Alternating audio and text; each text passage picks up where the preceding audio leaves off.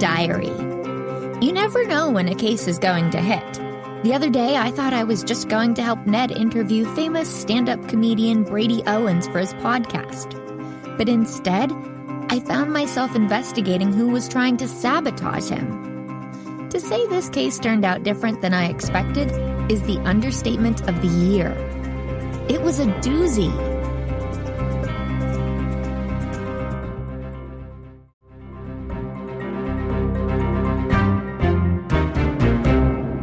Chapter 1. Great Expectations. Here, let me take one of those for you, I said to my boyfriend, Ned, as I watched him struggle to carry 2 boxes of recording gear. That would be great, Ned said. Thanks, Nancy. No problem, I said. After all, we can't have you getting sweaty before your big interview. Ned was interviewing Brady Owens, a famous stand-up comedian, for his podcast, NedTalks. He'd been so anxious about getting to the hotel on time that we ended up half an hour early, so we'd been walking laps around the block to help him work off some of his nervous energy. Ned and I have been a couple for a few years, and we've known each other since we were little kids, but I had never seen him like this. I mean, he'd barely touched his breakfast. Usually he's a bottomless pit and can eat endless amounts of food, but I'd caught his hands shaking as he tried to drink his juice. Thanks, Ned said as he handed me one of the boxes. It was really nice of George to lend me all this stuff. It's really going to make NedTalks sound a lot more professional. George is one of my best friends.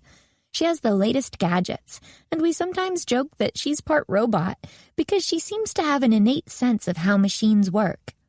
We may tease her now and then, but I was always really grateful for her tech savvy. A lot of cases would have gone unsolved without her help. I just wish she'd been able to switch her shift at the coffee cabin so she could come with you. I don't think I'm going to be much help, I said, looking down at the box I was carrying. Don't worry, George was very thorough in explaining how to set everything up. And who could be more of a help than a world-famous detective? Ned said with a grin. I laughed. I'm not world-famous.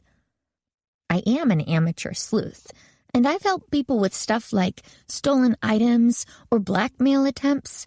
People find a teenage girl detective memorable, so I am known around River Heights area, but I'm hardly world-famous. Oh, really? Ned asked, raising an eyebrow. Because just yesterday, when I was at Morwen's bagel shop, the guy behind the counter asked if I knew the local teen sleuth. Ned has always been one of my biggest fans. He's helped me solve a ton of cases. I was glad to return the favor and be able to help him with one of his passions. I may not know how the equipment works, but I do know how to carry a box. Seriously, Ned continued, I'm really glad you're here. This is a big deal for me, and I feel a lot calmer with you around. I shifted the box I was carrying and squeezed his shoulder reassuringly. You're going to do great. Thanks, he said. It's just that Brady Owens is the most controversial comedian in the country right now. This interview is big, and I really don't want to make a fool of myself. I completely understood why Ned was feeling nervous. He had started his NedTalks podcast just over a year ago. He interviewed musicians, actors, and other artists on his college campus. He had a loyal fan base, mostly fellow students at his school, but Brady Owens was on a completely different level than the sophomore singer-songwriter who performed every week at the Student Center. I also really don't want to let your dad down, Ned said. He went out on a limb to help me get this interview. Brady and my dad had been in the same fraternity in college. Brady was actually discovered at an open mic hosted by their fraternity, so when Ned read that Brady was coming back to River Heights to perform at the recently opened arts complex, Ned screwed up his courage to ask my dad for an introduction to Brady. Don't worry about my dad, I said. Just focus on what you need to do to feel ready for the interview. We rounded the corner and stood in front of the Towering Heights Resort, the fanciest hotel in town. I checked the time. We were still 10 minutes early. "Do you want to do another lap around the block?" I asked. "Let's watch the video again," Ned said. "Are you sure? You've watched it at least 100 times, and it happened only 2 weeks ago." Ned nodded. "I'm his first interview since it happened. I need to make sure all my facts are straight when I ask him about it." "Okay," I said, pointing toward a bench nearby. "Let's go over there." We sat down, and I pulled out my phone and typed in Brady Owens heckler. The first result was the video we were looking for. It had over 10 million views.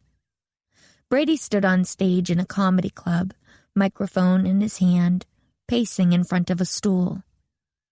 "So, last night I was walking home after hanging out with some friends. It was late, and I turned the corner on this deserted street, and I see this guy mugging this old lady. He's trying to grab her purse, so I run over to help." He holds a beat. "Eventually, we got it off her." The audience breaks into laughter. Brady waits for it to die down and then continues. "Mugging jokes. Always funny. I think it's the word mugging."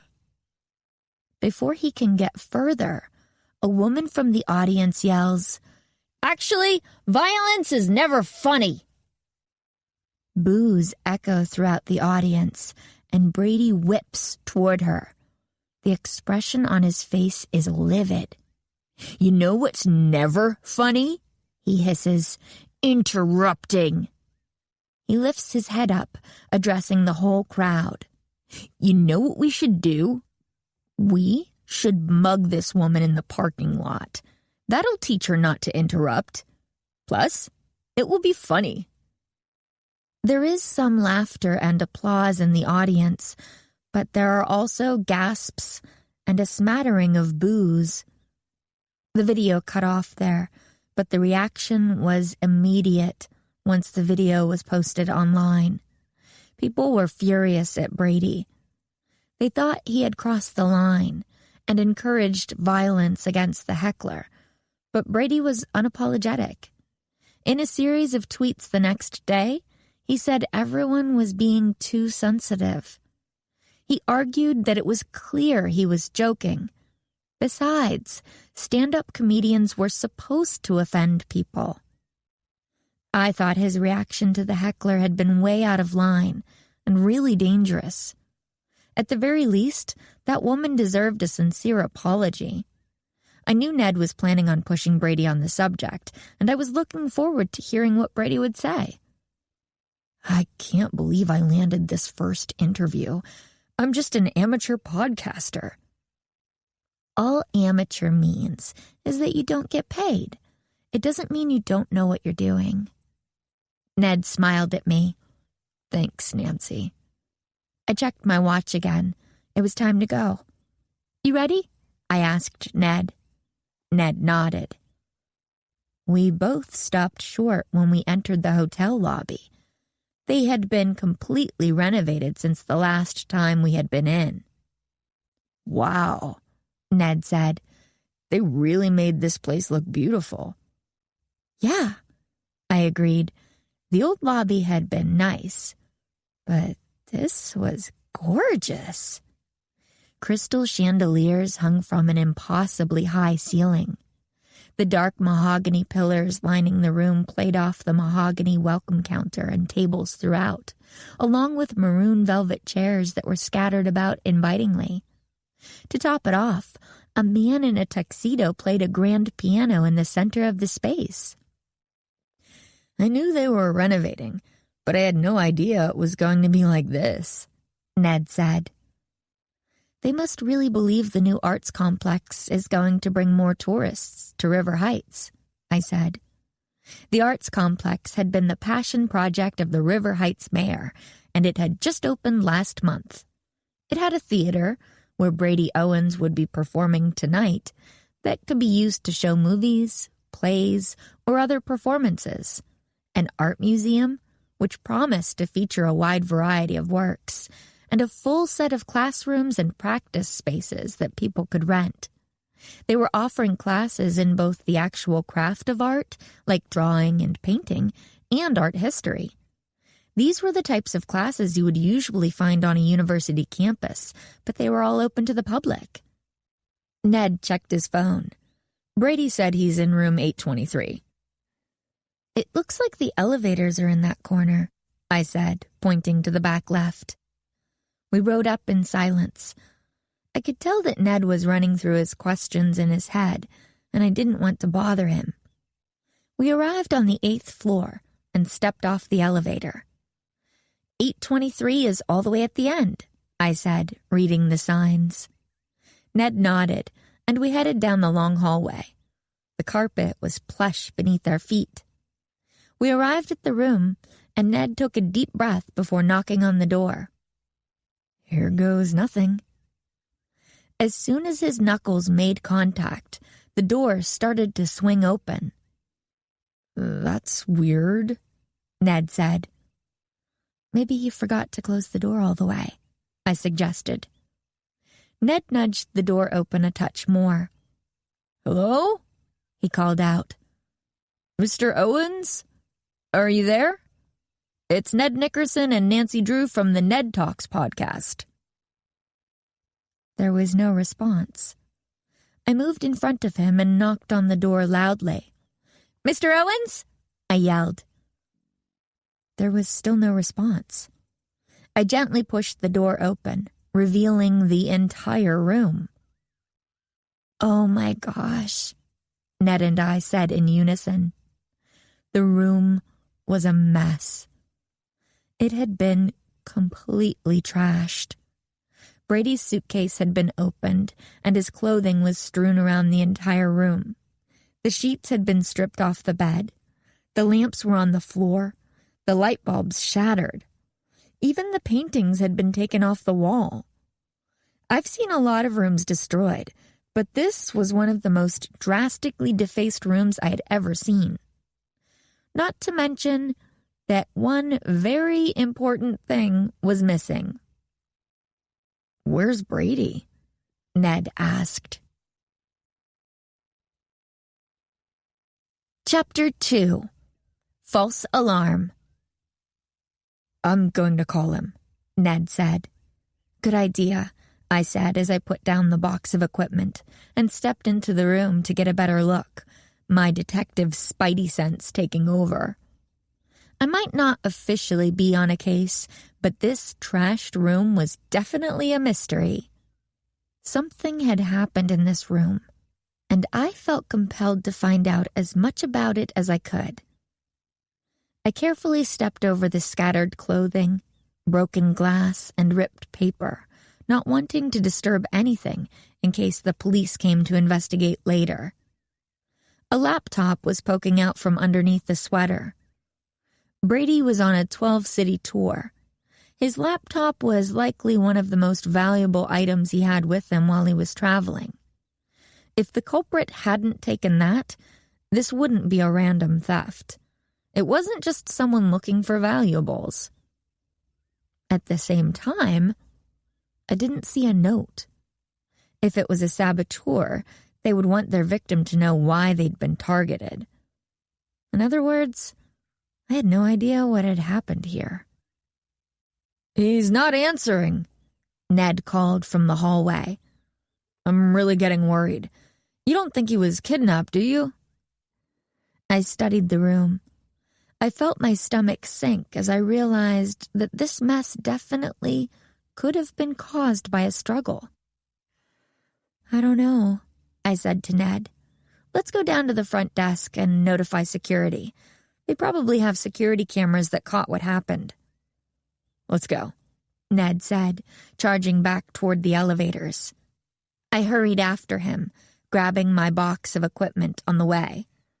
Ned was standing at the elevator, pushing the down button over and over again. I don't think pushing the button more makes the elevator come any faster, I teased. Ned gave me a wry smile.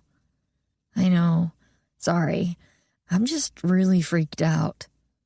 I get it, I said. Don't worry, though. We'll figure this out. The elevator arrived, and Ned and I hopped on. As soon as the doors opened at the lobby, we raced toward the front desk. Nancy Drew? Is that you? The clerk asked. I immediately recognized the freckled face waving at me. Pete DeHaro, I exclaimed.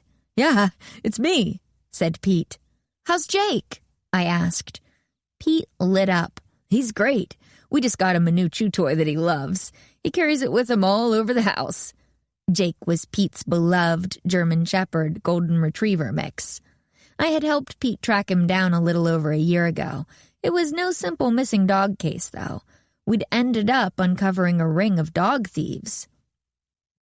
I still owe you one, Nancy.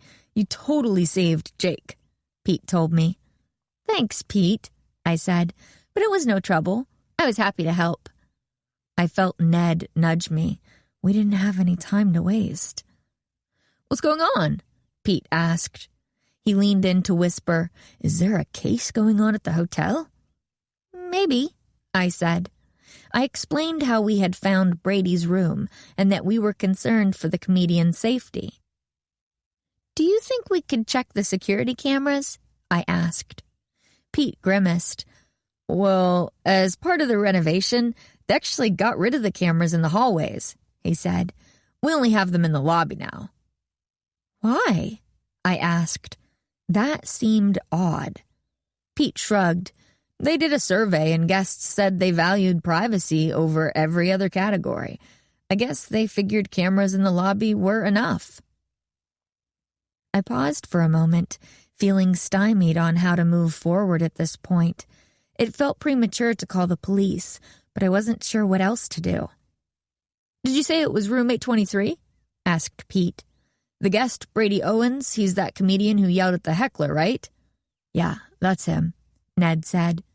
I think I saw him going into our restaurant a little while ago, Pete said. Really? Ned asked. Yeah, Pete said. It's right down that hallway. Thanks, Pete, I said, turning to go. Give Jake a pat on the head for me. Will do, Pete said to our backs as Ned and I hurried toward the restaurant. Like the rest of the hotel, the restaurant had changed a lot since the last time I had been there. Instead of the geometric patterned carpet and pink vinyl booths, they had completely altered the look. It now had dark floors and dark walls with exposed beams in the ceiling. In the corner was another piano, providing the restaurant with its own music. It was the kind of place where you could imagine people having a romantic dinner or closing a business deal. Over there, Ned said, pointing to a table in the back corner. Brady was sitting with another man around the same age. It was odd to see Brady in person after watching his video online so many times with Ned. He wore black jeans, a black sweater, and chunky glasses, just as he had in the video, but he looked smaller, more delicate in real life. In the video, under the lights and being so angry, he'd seemed intimidating. But sitting there in the restaurant, he seemed almost vulnerable. I wondered if he'd been a kid who had been bullied a lot and who had learned how to be quick-witted and funny as a defense mechanism. Ned led the way to the table. Mr. Owens? He asked, his voice a little too loud for the environment. A number of heads turned in our direction. Brady's head shot up, his eyes wide. He looked genuinely afraid, as if he was worried that Ned might accost him. Ned noticed, too. He took a deep breath and spoke more slowly and calmly. I'm Ned Nickerson. We had an interview scheduled for my podcast. NedTalks, Brady yelped. Now he was the one speaking a little too loudly. He looked at his phone. I am so sorry. I didn't hear my phone ring over the music. I lost track of time getting caught up with Joe Archer here. He indicated the man sitting across from him. Do you know Joe Archer? He asked, finally taking a breath. Ned shook his head. Not personally, he said. "Of course I know who you are." I did too. Joe Archer was the director of the new arts complex. There had been a lot of articles about him since the complex opened last month. He was a River Heights native who had gone to college here. He had spent the last several years managing a famous arts space in San Francisco, and it was considered a huge deal that he had come back to River Heights to manage our arts complex. The town had high hopes that the connections he had built in San Francisco would allow him to bring world-class talent to River Heights. But Ned tried to continue, but Brady just spoke over him. "Joe, this is Ned Nickerson, and this is—" He turned to me. "And who is this young lady?" "I'm Nancy Drew," I said. "Nancy Drew?" Brady exclaimed. "Dare I ask if you are Carson Drew's daughter?" "I am," I confirmed. "Joe was in the same fraternity with Carson and me," he explained. "How is Carson?" "We invited him to join us, but he said he had a brief due to a judge." "He's well," I said. "But yes, he's busy. I know he's looking forward to your show, though." Here, have a seat. We can order you some sodas while Joe and I finish eating, and then we can do the interview." "That's a really nice offer," I said, "but I'm afraid we have some bad news." "Bad news?" Brady asked. "What are you talking about?" "We went up to your room before we found you here," Ned faltered. I could tell he wasn't sure how exactly to break it to him. "The room was destroyed," I said, bailing Ned out. "What?" said Brady, confused. "It looked like someone had gone through all your stuff. Your clothes were everywhere. The art was off the wall." Brady looked back and forth between us. I could see him processing what we had just told him. "That's outrageous. How would anyone even know where you're staying?" Joe asked. Brady sighed. "Probably has something to do with my tweet this morning. Thought I was giving this hotel some good publicity." Brady pulled out his phone to show us a photo of him opening his hotel room door to reveal the fancy room. He captioned it, "Just checked into the amazing Towering Heights Resort for my show tonight." His hotel room number was clearly visible over his shoulder. "Brady," Joe admonished, "you'll have to change rooms. We have to call the police." Brady shook his head. "No, not yet. I want to see it." He turned to me. "This is very important. Did you see if there was a little black leather notebook with an elastic band around it in there?" I thought back to the room, trying to remember if I had seen the notebook, but it didn't come to mind. "I don't know. I'm sorry. I saw your laptop. They didn't take that." Brady stood up, almost knocking his chair down in the process. He threw his napkin on the table. "I don't care about the laptop. I only care about the notebook." He raced toward the door. Not knowing what else to do, Ned, Joe Archer, and I all followed behind him. Brady passed a waitress. "Your bill, Mr. Owens?" she asked. Brady stopped, pulled out his wallet, and handed her 2 $20 bills. "Just charge the meal to room 823. These are for you. Thanks for everything," he said, not giving her a chance to respond. Brady picked up the pace so that he was moving at closer to a jog than a walk. As we made our way through the lobby, slaloming through the overstuffed chairs and dodging rolling suitcases, I could feel the eyes of all the guests on us. I couldn't blame them. From the outside, we probably looked ridiculous. 2 grown men, Ned, and me, sprinting through the elevator lobby, Ned and I still lugging our boxes of recording equipment. We got to the elevator and Brady was finally forced to stop. He hit the button over and over again, just like Ned had a few minutes earlier. "What's so important about the notebook?" I asked. Brady paced back and forth. He was so distracted he hadn't heard me. "What's so important about the notebook?" I repeated. Brady turned and looked at me. I saw the same flash of anger I had seen right before he'd cut into the heckler. I physically took a step back, wanting to put a little more space between us. I realized that Brady was the type of person whose emotions could turn on a dime. "Oh, nothing," he snapped. "Just all the material I've spent the past year writing." He looked at us, waiting a beat for dramatic effect.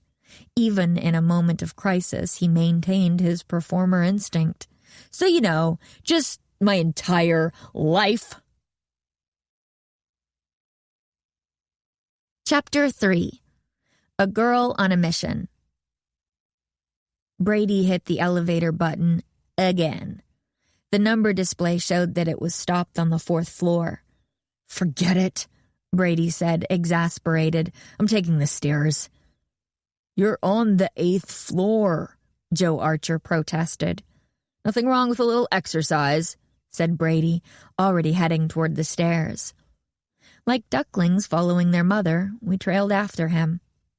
We raced down a hallway, past a shelf of brochures and a bulletin board of posters advertising local activities. Something caught my attention out of the corner of my eye, but we were moving too fast for me to make it out. I slowed down to get a better look. When I was a less experienced detective, I wouldn't have bothered. I would have thought keeping up with Brady was the most important thing I could do. But over the years, I had learned that trusting your gut can sometimes be the key to solving a case. Those flashes, when something seems out of place, can be your brain realizing something, but not processing it fast enough for it to make sense to you. "What's up, Nancy?" Ned asked. "I'm not sure," I said, scanning the board. "I saw something that I think might be important." I spotted a poster for an exhibit of paintings from the Dutch Golden Age that would be opening at the Arts Complex soon. That wasn't what I had noticed, but I snapped a photo on my phone for Bess. She's my other best friend and George, the tech genius's cousin. She's not really into technology, but is a huge fan of the Dutch masters, especially Rembrandt. I knew one of her dreams was to go to the Netherlands, to visit the Rijksmuseum, which has the largest collection of Dutch Golden Age paintings in the world. I couldn't wait to tell her that some of these paintings would be coming right to River Heights. She would be beyond excited. I went back to searching the board. Suddenly, I saw it. It was a poster for Brady's show, but across his picture the word boycott was scrawled. Underneath that were the letters RHVRA, almost like a signature. "There," I said, pointing at the poster. Ned came over to get a look. "What does RHVRA mean?" he asked.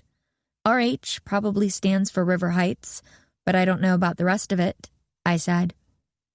But if someone is mad enough to organize a boycott and vandalize a poster, they might be mad enough to trash Brady's room. "This is definitely a clue," Ned said. I agreed. I heard a door shut and realized that Brady and Joe had reached the stairs while we had been lingering at the bulletin board. "We should catch up," I said, pulling the poster off the board. "We'll show this to Brady and Joe. They might know what RHVRA stands for." Ned and I rushed to the doorway we had seen Joe and Brady go through and started climbing the stairs to Brady's floor. We could hear footsteps echoing down as the two men climbed above us. We were winded and sweaty by the time we reached Brady's room. My arms felt like jelly from lugging the box of recording equipment all over the hotel. Brady and Joe were already in the room, and the door was slightly ajar when we got there. I slowly pushed it open. Brady was sitting on the bed, his shoulders slumped, his head down. Joe was standing above him, his hand on his friend's shoulder, trying to comfort him. Ned and I exchanged a look. This was not good. "The notebook is gone?" I asked, stepping farther into the room. "I wish," Brady said. I looked at him confused. Why would he wish it was gone? Before I could ask, he continued, "If it were gone, I could get it back." He lifted up his hands, showing us shredded up pieces of notebook paper, scraps of writing visible. The monsters destroyed it. "I am so sorry," I said. "I spent a year working on that material. I'm supposed to perform it for the first time on the Comedy Channel in a month. It was going to be my big break." "Do you remember any of it?" asked Ned. Brady snapped his head toward Ned, sparks of anger flying behind his eyes. "Sure, I remember the gist of it, but people think comedy is so easy. You just go up there, you tell a few jokes, and the people laugh." "I don't think it's easy," Ned tried to interject, but Brady was off on a tirade. I was starting to realize that this was a pattern with him. "But it's a lot more complicated than that. Comedy is about precision. You need exactly the right words in exactly the right order. Every pause in my routine, every and instead of but, it's all labored over. Because here's the secret. Audiences, they don't want to see you succeed. They want to see you fail. Your job is to win them over, and winning them over requires perfection. So now, thanks to whoever did this, I'm going to bomb on national television, and my career is going to be over." Brady took a deep breath, running his hands through his hair. I decided to take advantage of this brief pause and jump in. Who knew when my next opportunity would be at the rate Brady spoke? "I found something that might tell us who did it," I said. "We all know who did it," Brady shouted. "We do?" I asked. "The same people who have been attacking me online for one dumb joke I made. Now they're moving their harassment to real life. They think that if they throw me off my game by trashing my room, by destroying my notebook, I'll bomb tonight." "But if they're boycotting you, why do they care how well you do?" "It's a lot easier to convince people to boycott a bad show," Brady explained. "If I did amazing tonight and everyone who's in the audience goes online and tells all their friends and followers that Brady Owens' show was awesome, then people who live in Amherst, Massachusetts, the next stop on my tour, are going to have to really be convinced that what I said was so terrible that they shouldn't go. But if they hear that I was horrible and not funny at all, then it's really easy for them to say, yeah, he is a terrible person. I'm not going to support him." "That feels like you're oversimplifying," I said. "Oh, you want nuance?" Brady asked. "These little jerks found my home address and they faked 911 calls coming from there. The police literally surrounded my house." Vandalizing the poster seemed a lot more harmless than destroying his room or spoofing his number to call the police. "I found this poster downstairs," I said, and showed it to the others. Brady and Joe leaned in for a closer look. "Oh, dear," Joe sighed. "Yep, they probably are involved." "What is RHVRA?" Brady asked. "River Heights Victims' Rights Advocates," Joe said. "They have been calling and emailing my office constantly, imploring me to cancel your show because you don't respect crime victims. There's even a group of them sitting in the waiting area of my office as we speak, demanding to speak to me." "Wow. Well, thanks for not canceling," Brady said. "Look, I don't necessarily agree with your decision to put that heckler on the spot like that, but I would never cancel your show over it," Joe said. "I don't cancel a show just because I, or a community, disagree with it. Freedom of expression, the First Amendment, is a fundamental American principle, and I believe that it is especially important for the arts. Bottom line, it's going to take more than some angry protesters sitting in my office to get me to cancel a show. To my mind, that just means that it's even more important to let the show go on." I thought about what Joe was saying. Brady had, intentionally or not, encouraged violence against someone. That was going beyond just voicing a different opinion. I wasn't sure Brady or Joe was completely in the right on this. "Why didn't you apologize?" I asked. "If not for the joke, then for telling the crowd to mug the woman who shouted at you." Brady sighed and ran his hand through his hair. "I didn't realize it was going to turn into this whole thing. In the moment, it didn't feel like a big deal. I have to shut down hecklers in my show all the time. It's just a fact of being a comic. It wasn't until the next morning that I realized it had spun out of control." "Okay," I said, not seeing why this meant he couldn't apologize. By the time I saw how badly people had reacted, it had turned into a mob. My Twitter was filled with people calling me the most vile names. Ironically, given how this all started, plenty of them were calling for violence against me. And I'm not going to reward that behavior. They don't get to do these horrible things and win. "We'll get you more security," Joe said. "No," said Brady sharply. "I don't want that." "I'm afraid it wasn't a suggestion. If you want this show to go on, we're going to need to bring in some extra security to make sure the event is safe for all our guests. We don't know what these people have planned next." "No. If these people see that I'm easily intimidated, they'll just grow bolder and bolder each stop on my tour." "Well, no offense to the people of Amherst and wherever you go after that, but my priority is the safety of the people of River Heights. You are one of the first shows at our venue, and I can't have anything go wrong, or we could risk the complex's entire future." Brady puffed up his shoulders and moved right into Joe's space.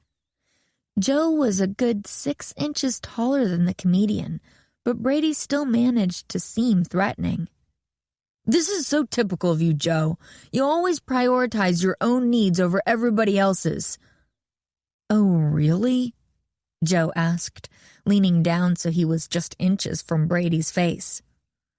Ned and I exchanged looks. This was quickly escalating into a personal fight that seemed to have roots way back in their history. "What if I found the culprit?" I asked. Joe and Brady slowly pivoted to look at me, but they didn't say anything. "Listen, I think this is the work of one person. It sounds like RHVRA is a group of concerned citizens that want to talk to you, Joe. They've been waiting in your office and calling you. I don't think it was them. This crime has no note attached to it. This doesn't feel like a group making a statement, but a single person acting out. I can investigate and see what's going on here." Joe looked between Brady and me. "If whoever trashed Brady's hotel room is found and arrested, and I was assured that there are no other plans, then we could do the show without extra security. But what makes you think you can?" "Don't you read Carson's holiday letters?" Brady asked Joe incredulously. I blushed a little. I love that my dad is proud of me, but it always makes me self-conscious that he includes updates on the cases I've solved in the letter he sends every year to our friends and family. "Nancy here is a detective," Brady continues. "She's solved loads of cases all around River Heights and even in other cities. Carson writes all about them." "Oh, Joe stammered. "I never solved a case in San Francisco, though," I said to Joe, who gave me a small, embarrassed smile. "I swear I read your father's letters. I just didn't put it together that you were the detective. I thought you were a lot older based on all your exploits." He looked at me for a second, thinking through his options. "You're sure you're up to the case?" "I'm sure," I said. "Preventing sabotage is kind of my specialty." There is a lot of sabotage in River Heights, Ned said. All right, Nancy, you're on the case. Doors open for the show at 7 p.m., so you need to have the culprit, and I need to feel confident that you have discovered any other plans by 6. Otherwise, I will call in the extra security. Brady turned to me and looked me right in the eyes. I'm counting on you, Nancy. The rest of my tour depends on you. Chapter 4. Put a button on it. For the record, I'm not doing this for your tour, I told Brady. I do think you need to take some ownership of your actions. Even if you meant it as a joke, I don't think you should have called for violence against a heckler, and I think you should apologize. I'm taking this case because I don't want one of the first performances at the arts complex to be a disaster. It's too important to River Heights. Brady looked like he wanted to argue, so I held up my hand to stop him. It was now almost 1:30, and Joe was giving me until 6. We didn't have time to argue. First things first, we need to search this room, I said. What are we looking for? Ned asked. Anything that looks out of place, I answered.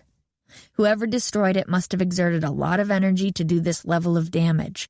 It's possible they dropped something or otherwise left something behind that will help us identify them. Okay, where do we start? Asked Joe. I surveyed the room.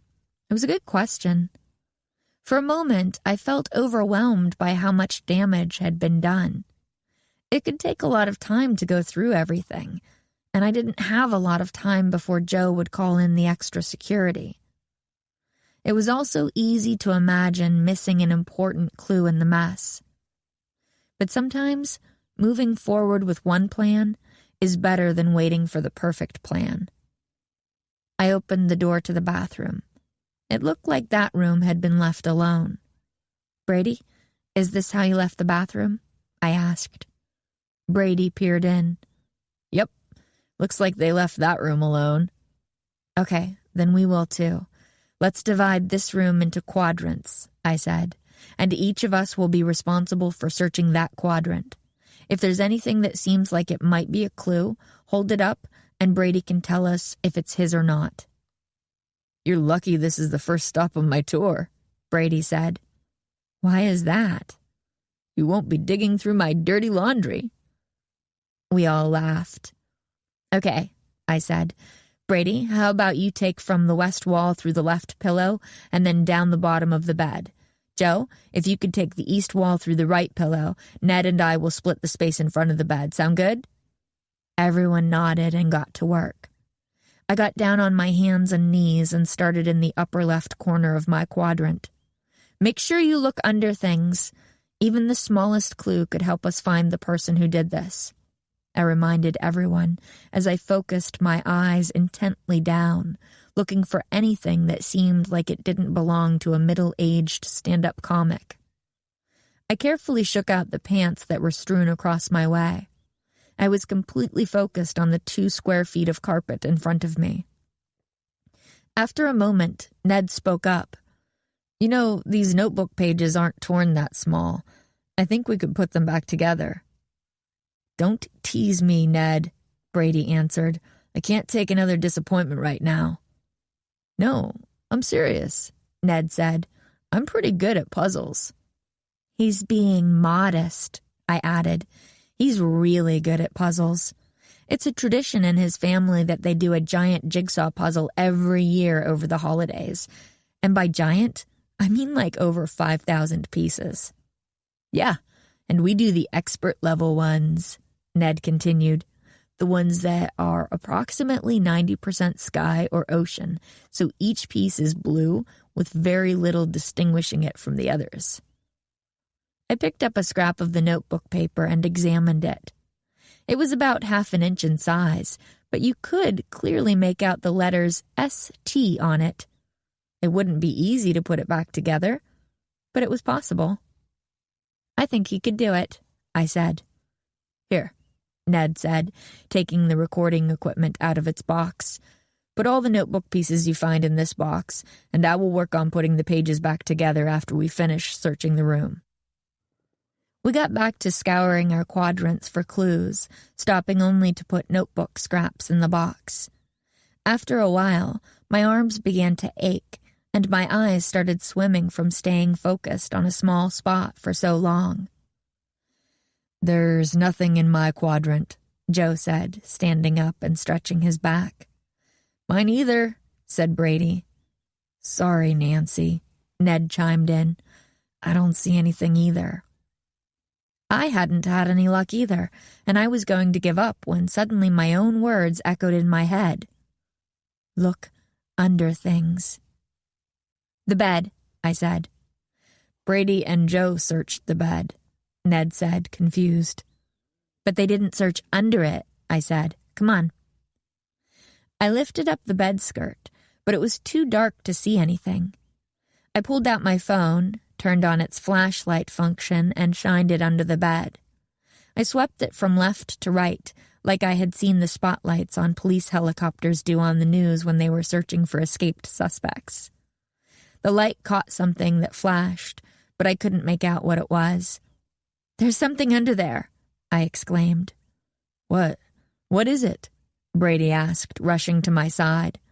"I'm not sure," I said, stretching my arm underneath the bed. I reached as far as I could, but I still couldn't grasp it. "Let me try," said Brady, shoving his arm under the bed. I watched him flail his arm, his face puckered in concentration, and I realized he was holding his breath. "Got it!" he exclaimed, exhaling with a loud gasp. He pulled his hand out, his fist clenched around the mystery object. Slowly, he opened his fingers, revealing a large gold button, about the size of a nickel with an anchor embossed on it, so it stood out from the button three-dimensionally. "That looks like a button from a blazer," I said. "Is it one of yours?" Ned asked Brady. Brady laughed. "Did any of the clothes you saw strewn all over this room look like I would A, wear a blazer, or B, wear anything that had an anchor on it?" He didn't wait for any of us to respond. "No, I am strictly a jeans and black t-shirt kind of guy. If it gets chilly, then perhaps I will don a black sweater." "Then this is a clue," Ned exclaimed. "Our culprit wore a blazer and lost a button." I gave him a look, and Ned knew me well enough to know exactly what it meant. "What?" Ned asked. "Why isn't this a clue?" It was one of the things I liked best about my relationship with Ned, how well we could communicate without speaking. "Well," I explained, "it's more that we don't know that it's a clue. This is a hotel room. For all we know, it belongs to a previous occupant." "Then what was the point of spending half an hour crawling around on my hands and knees?" Joe asked huffily. "It's still good," I said. "If we find someone in the course of our investigation who is missing an anchor button, we know that they're probably involved. We just can't rule anyone out because they don't have a blazer with a missing button." Joe sighed. "I have to get back to my office. Brady, if you change your mind about the extra security, let me know. Nancy Drew, you have until 6 o'clock to convince me you have the suspect." He left the hotel room. I felt bad that I hadn't convinced him that it wasn't a waste of time to search the room. Detective work isn't glamorous. There are a lot of dead ends and wrong theories before you solve the case. But each dead end is important because it eliminates one possibility of what happened. It's just like taking a multiple choice test. Every answer that you know is wrong gets you closer to the right answer. I wish I had been able to explain better that just because we didn't know the button definitely was important, that didn't mean it definitely wasn't. I turned to Ned. "I think it's time we go interview some of these members of RHVRA and see if they know anything." Ned looked down at the box of notebook scraps we'd collected. "Do you mind seeing if George and Bess can go with you?" he asked. "It's just that I think putting this notebook back together could take a really long time, and I'd like to get started on it. Brady's going to help me." "Sure," I replied. "That makes sense. But what about your interview for NedTalks? Ned glanced at Brady, who was on the other side of the room, gathering some of his belongings from the floor. I think he might be open to answering some questions as we're working. Sure, I replied. That makes sense. Thanks, Nancy, Ned said. Let me know what you guys find. You got it. Good luck with your hardest puzzle yet, I told him before turning toward Brady. Bye, I said. I'll be in touch as soon as I have something to report. Thanks. Talk soon. I stepped into the hall, pulled out my phone, and dialed George's number. She answered before the end of the first ring. Nancy! She yelled so loudly that I had to pull the phone away from my ear. I just finished my shift. How'd it go? Did my microphones work? Wait, don't answer that. Bess is right here. I'm going to put you on speaker. After a moment, she said, Okay, go ahead. You're on speaker. Well, the interview didn't happen yet, so I don't know how the mics worked. Oh, no, Bess said. Poor Ned. I know how much he was looking forward to this. Is he okay? That was typical Bess. She is the kindest person I know and is always aware of other people's feelings and how events impact them. Yeah, he's okay, but we're on a case. What? Bess and George said in unison. Even though I wasn't with them, I knew they were both leaning into the phone excitedly. I may have the reputation for being a detective, but my friends have helped me on almost every case. They like solving mysteries about as much as I do. What do you need us to do? George asked. A feeling of warmth spread through my body. It was such a relief to know that my friends always had my back. I knew that police officers and other detectives always worked with partners. I was lucky enough to have 2 partners, 3 if you counted Ned, but he was usually too busy with school stuff. I quickly explained what had happened and told them about the vandalized poster. I could hear George typing frantically in the background. I found the RHVRA website, George said. It says here they're holding a sit-in at Joe Archer's office at the Arts Complex. Yeah, I said. That's where I'm headed. We'll meet you there, Bess said. Don't go in without us. They hung up without saying goodbye, but I knew it was because they wanted to get there as fast as possible. George and Bess are in, I texted to Ned as I walked back toward the elevators. Ned texted back a smiley face and wrote, We got a page put back together in the notebook. As I rounded the corner, I spotted a housekeeper's cart outside a room. I took the button out of my pocket. I had an idea. I approached the cart. I could hear the housekeeper working inside the room. I took a deep breath and knocked on the open door. Yoo-hoo! I called out in a higher-pitched voice than I usually spoke in. A gruff-looking middle-aged woman sporting a name tag that said Penelope came to the door, a cleaning rag in her hand. I'd do the rooms in order, she said. I'll get to your room when I get to it, so save your breath. Oh, no, I said cheerfully. It's not about that. Well, it's kind of about that. My dad is staying in room 823, and he found this button on the floor. I held out my hand, showing her the button. And it's such a nice button that we thought whoever the guest was who stayed in there before us might want it back. I was wondering if there was any way I could help get this button back to its owner. I noticed that Penelope was staring at me with a suspicious look. It felt a little ridiculous to make up an elaborate lie, but I wasn't ready to tell Penelope that the room had been destroyed. I wanted to preserve the crime scene as long as possible before involving the police. If she knew there'd been a break-in, she'd have to report it. I had hung the Do Not Disturb sign on the door handle for just that reason. At the same time, I did need to confirm whether this button was a real clue or a red herring. That room was perfectly clean. There was no button. What kind of scam is this? She asked me harshly. I'm sorry, I said. I don't know what you mean. My mind raced. This was not the reaction I'd been expecting. My story had seemed pretty innocent to me and not something easy to refute. How did she know I was making this up? If you think you're going to get a free room by claiming the room wasn't cleaned properly, you have another thing coming, because I know that's a load of baloney. No. I really just want to return it to its owner, and I know that the people who clean the rooms know everything, so I thought I'd ask you. I can take it down to the front desk, of course. You will do no such thing, Penelope said. I've read about people like you. You come into expensive hotels and find ways to get free rooms. I'm not falling for it. I needed to change tactics. Penelope was wrong about the reason I was lying, but she definitely had cottoned to the fact that I wasn't telling the whole truth. I dropped my voice back down to its natural pitch. I promise you, I'm not trying to get a free room, and I'm definitely not trying to get you in trouble, but I really did find this button in room 823.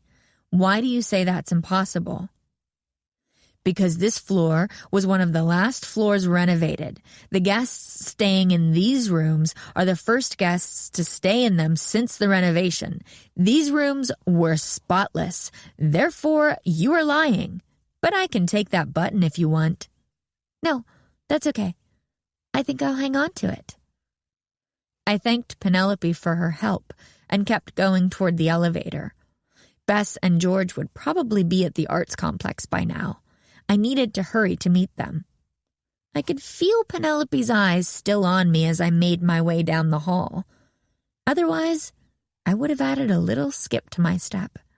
The button could only have been left behind by the perpetrator. It was officially a clue. Chapter 5. Sitting In. I hurried down the street to the arts complex. Fortunately, it was only a few blocks from the hotel. As I got closer, I could see George and Bess standing outside. Waiting to cross the street, I took in the building itself. It had only been completed last month, but it was already one of my favorite buildings in River Heights. The city council had chosen an architect who specialized in modern and futuristic designs, and some people in River Heights had been skeptical. Everyone agreed that the final building was breathtaking, though. It was silver metal, seemingly composed of different-shaped buildings all stuck together. The largest piece jutted high into the sky. On a clear day, the sight of the silver against the bright blue sky was beautiful. The building did reflect the idea of the grandeur of the art. "Nancy, come on!" I heard George yell from across the street. I realized that I had gotten so lost in admiring the arts complex that I hadn't noticed the sign turn to walk. I crossed the street to join George and Bess. "Sorry," I said. "I was just taking in the building." "It really is great," George agreed. "Yeah," Bess said. "I didn't think I would like it, but I really do." She's a traditionalist, and she had been dubious of the modern approach to the building. "So, what's our mission, Nancy?" George asked. I showed them the button. "We need to mingle among the protesters and see if one of them is missing a button that looks like this." I turned toward Bess. "I think George and I should be on distraction duty while you check out the clothes." Bess nodded in agreement. Of the three of us, Bess knows the most about clothes. George is known for simplicity. Unless she's absolutely forced to dress up, she's never seen in anything other than jeans and a t-shirt. I have a slightly more varied wardrobe, and I don't hate clothes shopping the way George does, but fashion is not something I'm passionate about. Bess, on the other hand, loves clothes. She reads all the big style blogs and can tell you all about what was big at the fashion shows in Paris or New York. She always has the perfect outfit for any occasion. Bess took the button from me and studied it scrupulously. "Anchors are a staple of preppy attire," she said. "We're probably going to be looking for someone who dresses in that style. Keep a particular eye out for people in boat shoes, those canvas loafers with leather laces, bright-colored pants, and collared shirts." George and I nodded. "So what's our play going to be, Nancy?" George asked. I grinned. "We're producers for NedTalks," I said. Bess and George laughed. "If only Ned knew he had 3 producers working on his podcast," George joked. I opened the door to the complex and we stepped inside. It was just as beautiful as the outside. The walls were made of light-colored woods and a thin red carpet covered the floors. Wire sculptures of artists at work decorated the lobby. A ballet dancer in arabesque.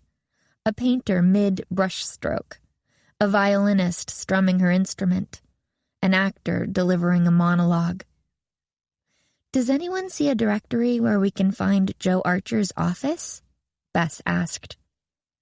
"When I looked online, it said Joe's office was upstairs," George said, "but I don't see where the stairs are."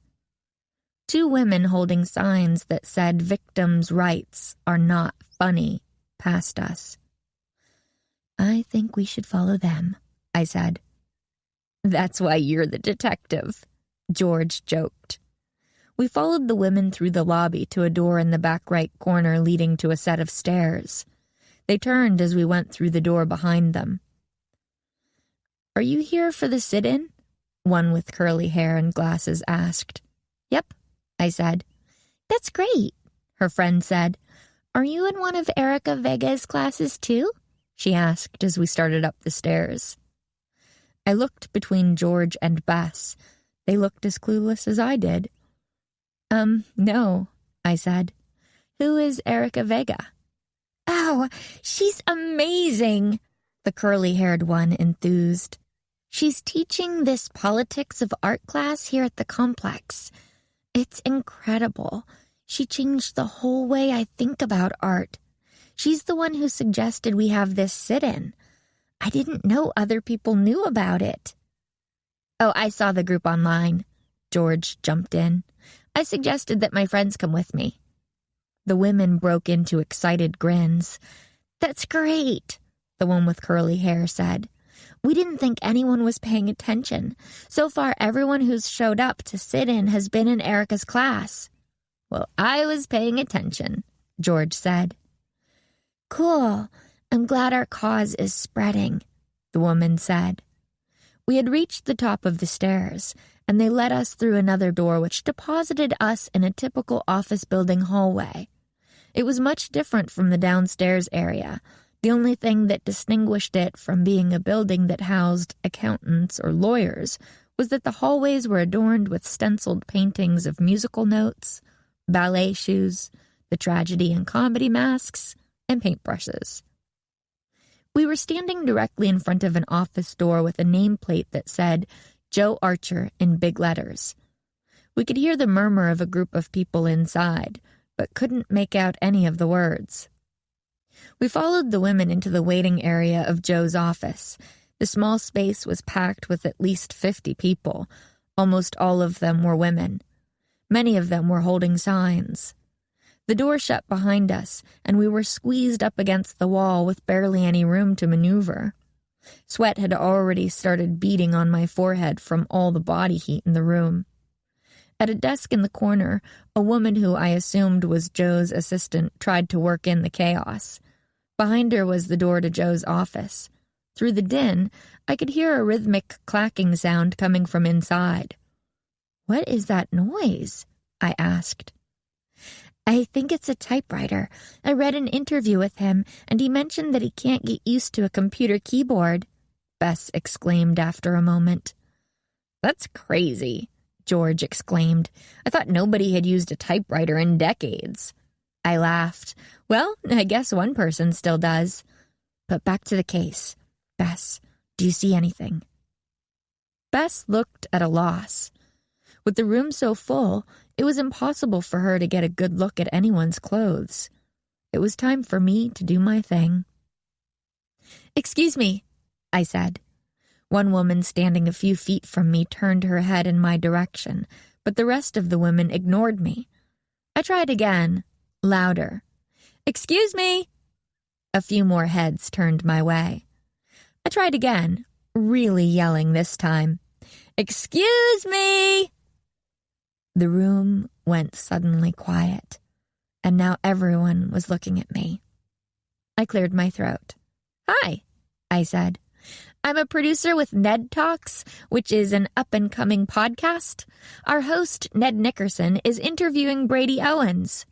Immediately, everyone started booing. "And we want to hear your side," I said before the boos got too loud and I lost them. They simmered down. "Ned wants to make sure both perspectives are represented." "My co-producer and I said, indicating George, "will be conducting pre-interviews for potential guests on the show." I paused dramatically. "Who would like to be considered as a guest?" Everyone in the room shot up their hands. "Is Ned really going to interview one of them?" George whispered in my ear. "Of course. He's a responsible journalist. He'll want to get both sides of this story," I whispered back. "Great," I said to the whole group. "George and I will begin circulating and asking questions about your viewpoint." I approached the woman in front of me, and the others lined up behind her, creating more space in the room. Bess nodded and started floating toward the back. "What's your name?" I asked.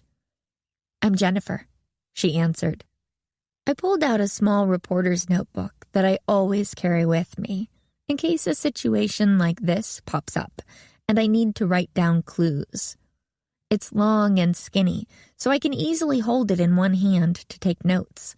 It's old-fashioned, and George makes fun of me for not just using my phone, but I find it much easier and faster. "So why are you here? Why do you think a meeting with Joe Archer is important?" "We feel strongly that he should cancel Brady Owens' performance.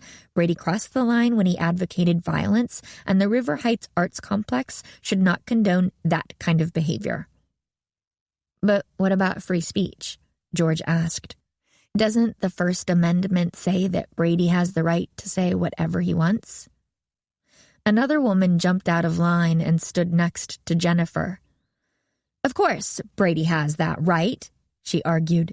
"The First Amendment just says the government can't tell Brady what he can and cannot say. The arts complex is a private business. It can decide who it does and doesn't want to support."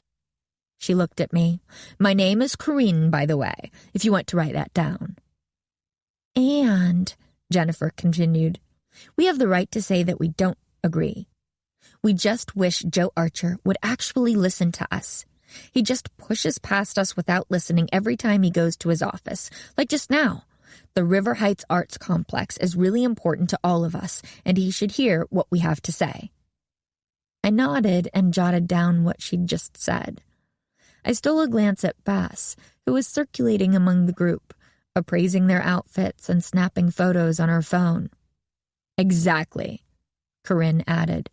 "Brady can say whatever he wants, but that doesn't mean there aren't consequences. And in my book, the penalty for suggesting that an audience of over 200 people mug a single woman in a dark parking lot is that you don't get to be paid to tell jokes anymore." She paused, and I saw her discreetly wipe a tear away. "Are you all right?" I asked. "Sorry," she said. "I was mugged a few months ago as I was walking home from school. One man grabbed me from behind while another one snatched my purse. It was the scariest moment of my life. I had bruises on my arms for weeks from where he grabbed me, and I'm lucky I wasn't more seriously hurt. So the idea that this comedian thinks he can make a joke about that and urge people to commit that crime, it makes me really angry." I nodded and thanked her for telling me her story. It may have only been a ruse when I had said we were pre-interviewing people for Ned's show, but now I knew how important it was to have a few of these protesters on the podcast. It was an important issue, and they had important things to say. In the meantime, though, I still had a job to do. "How long have you been conducting this sit-in?" I asked. "We've had people here for more than a week," Jennifer said. "Yeah, and Joe Archer hasn't even deigned to meet with us," Corinne said loudly, throwing her voice in the direction of Joe's assistant. The assistant looked up at Corinne and then pointedly lowered her eyes again, ignoring her.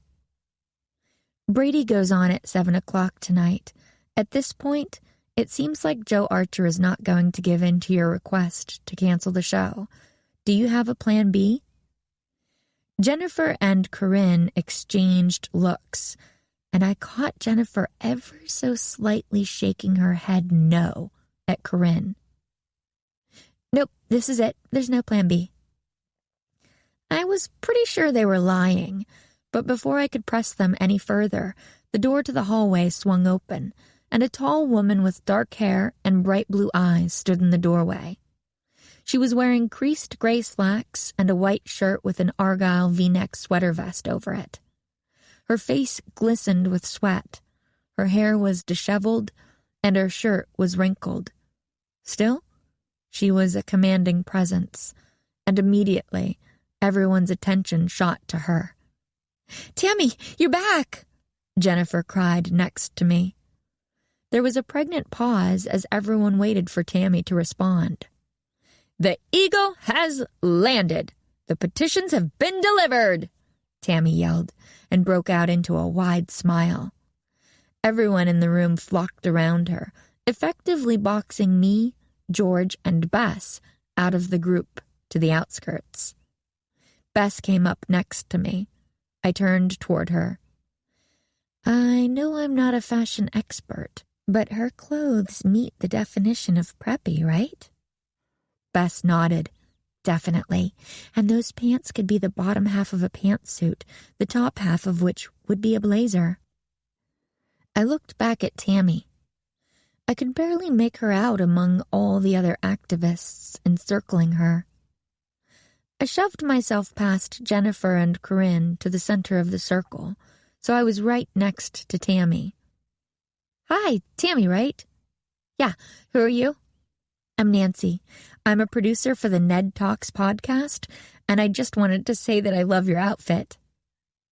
"Okay, thanks," she said, clearly confused as to why I was bringing this up. I had to admit, it wasn't the smoothest line of questioning I had ever done in my days of being a detective, but sometimes you just had to go for it. "Anyway, I'm in the market for a new blazer, and I'd really love one with gold buttons. Oh, and I'm a big fan of anchors. Do you know where I could get something like that?" Tammy looked at me like I was crazy. I am in the middle of something much more important than giving out fashion advice." She turned toward the group. "Listen up, ladies. We are stopping this performance by any means necessary." Chapter 6. An Unsettling Discovery. Everyone in the room cheered. "How are you going to do that?" I asked, but no one responded. In fact, I got the impression that I was being deliberately ignored. "We'd love to have one of you on our podcast discussing your plans," I tried. The circle around Tammy was tight, and there were frantic whispers going back and forth, but aside from the odd word like boycott and protest, I couldn't make anything out. I turned back to George and Bess and pointed toward the door. "Let's go," I said. The hallway felt like a cool relief when we stepped out of the overly crowded office. "Oh, thank goodness, I can breathe again," George crowed dramatically. "I thought I was going to suffocate in there." "It wasn't that bad," Bess said, wiping sweat from her forehead with a handkerchief. "Okay, maybe it was," she corrected herself, seeing how wet her hanky was. "All right, Nancy," George said. "What's next?" "Well, Tammy's definitely on the suspect list. She wore the right type of clothes, and she looked like she had physically exerted herself, but we need more proof before we move forward with any accusations. I think we should go and check out that teacher, Erica Vega," I said.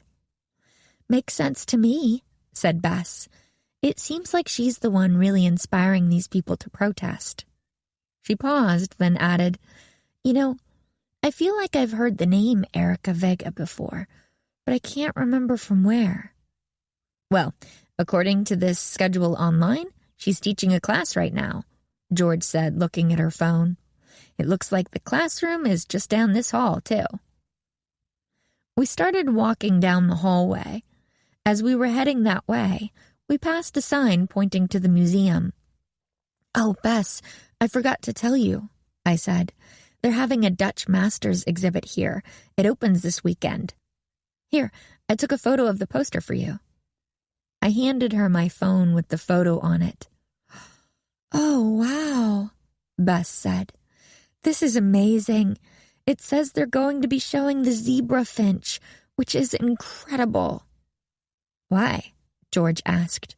"Well, it's supposed to be beautiful, and the detail of the light on the bird's feathers is really intricate, but the big thing about it is that it's part of a private collection, and the owner almost never lets it be shown. I think it's only been exhibited 2 or 3 times in the 30 years that she's owned it. I didn't think I'd ever get to see it, and it's coming right to River Heights."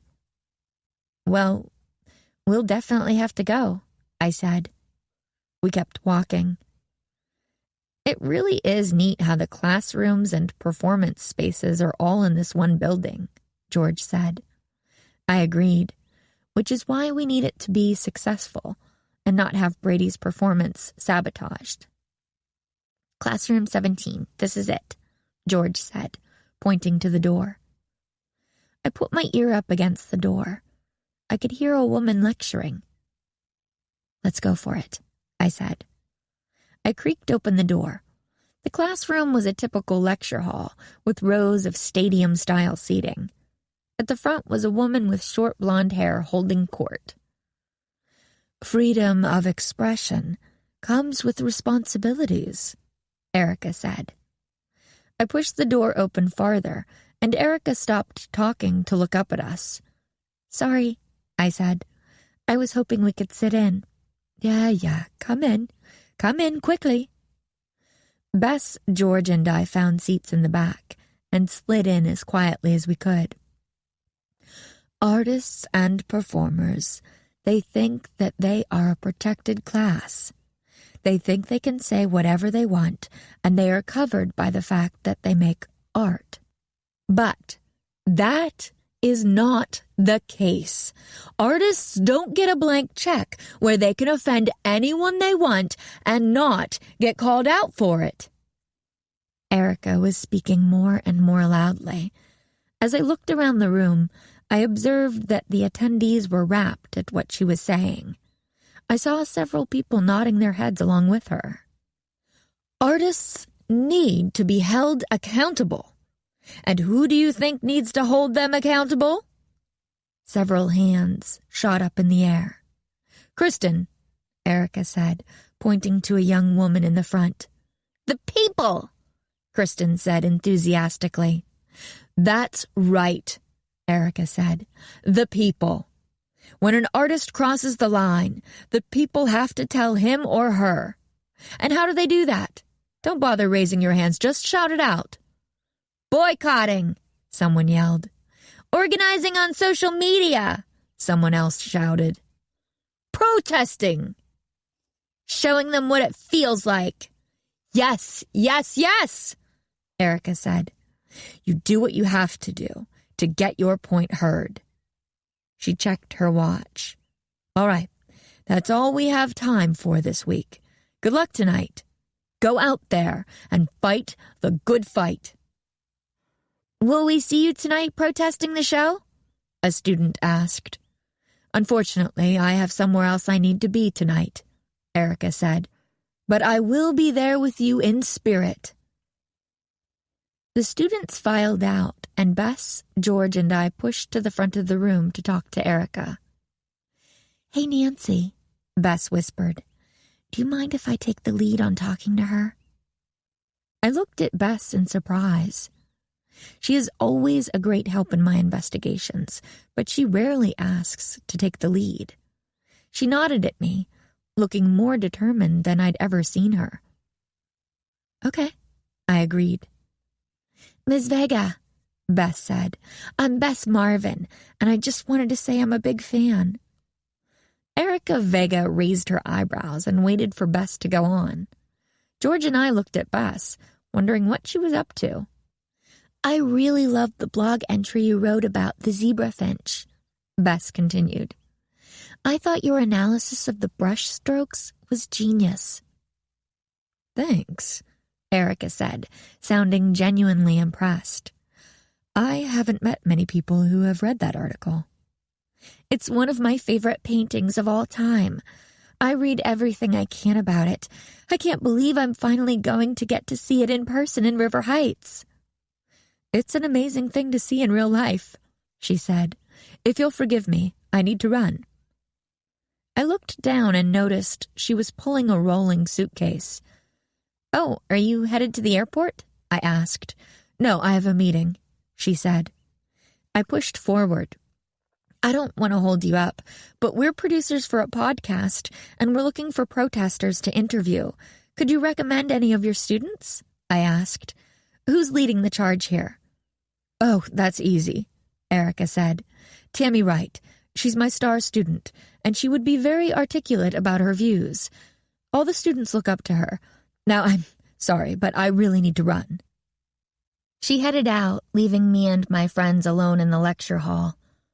Wow, she is intense, George said. But Bess, you were a genius. Thanks, said Bess. It kept bugging me why I thought I knew her name, and then it hit me. You were great, I agreed. Tammy is definitely our prime suspect. My phone buzzed in my pocket. I pulled it out to see a text from Ned. Taking a break from working with Brady. Want to meet up? I checked with Bess and George, and then texted him back. Sure, see you outside Arts Complex in 5 minutes? Ned agreed, and Bess, George, and I slipped out of the lecture hall and made our way back out to the street, where I saw Ned rounding the corner. Hey, how'd it go with Brady? I asked him. We made some progress. We got 2 pages of the notebook put back together. I don't know if he'll ever get it all back, but at least he'll have some. The good news is he let me do the interview with him as a distraction while we were working on it.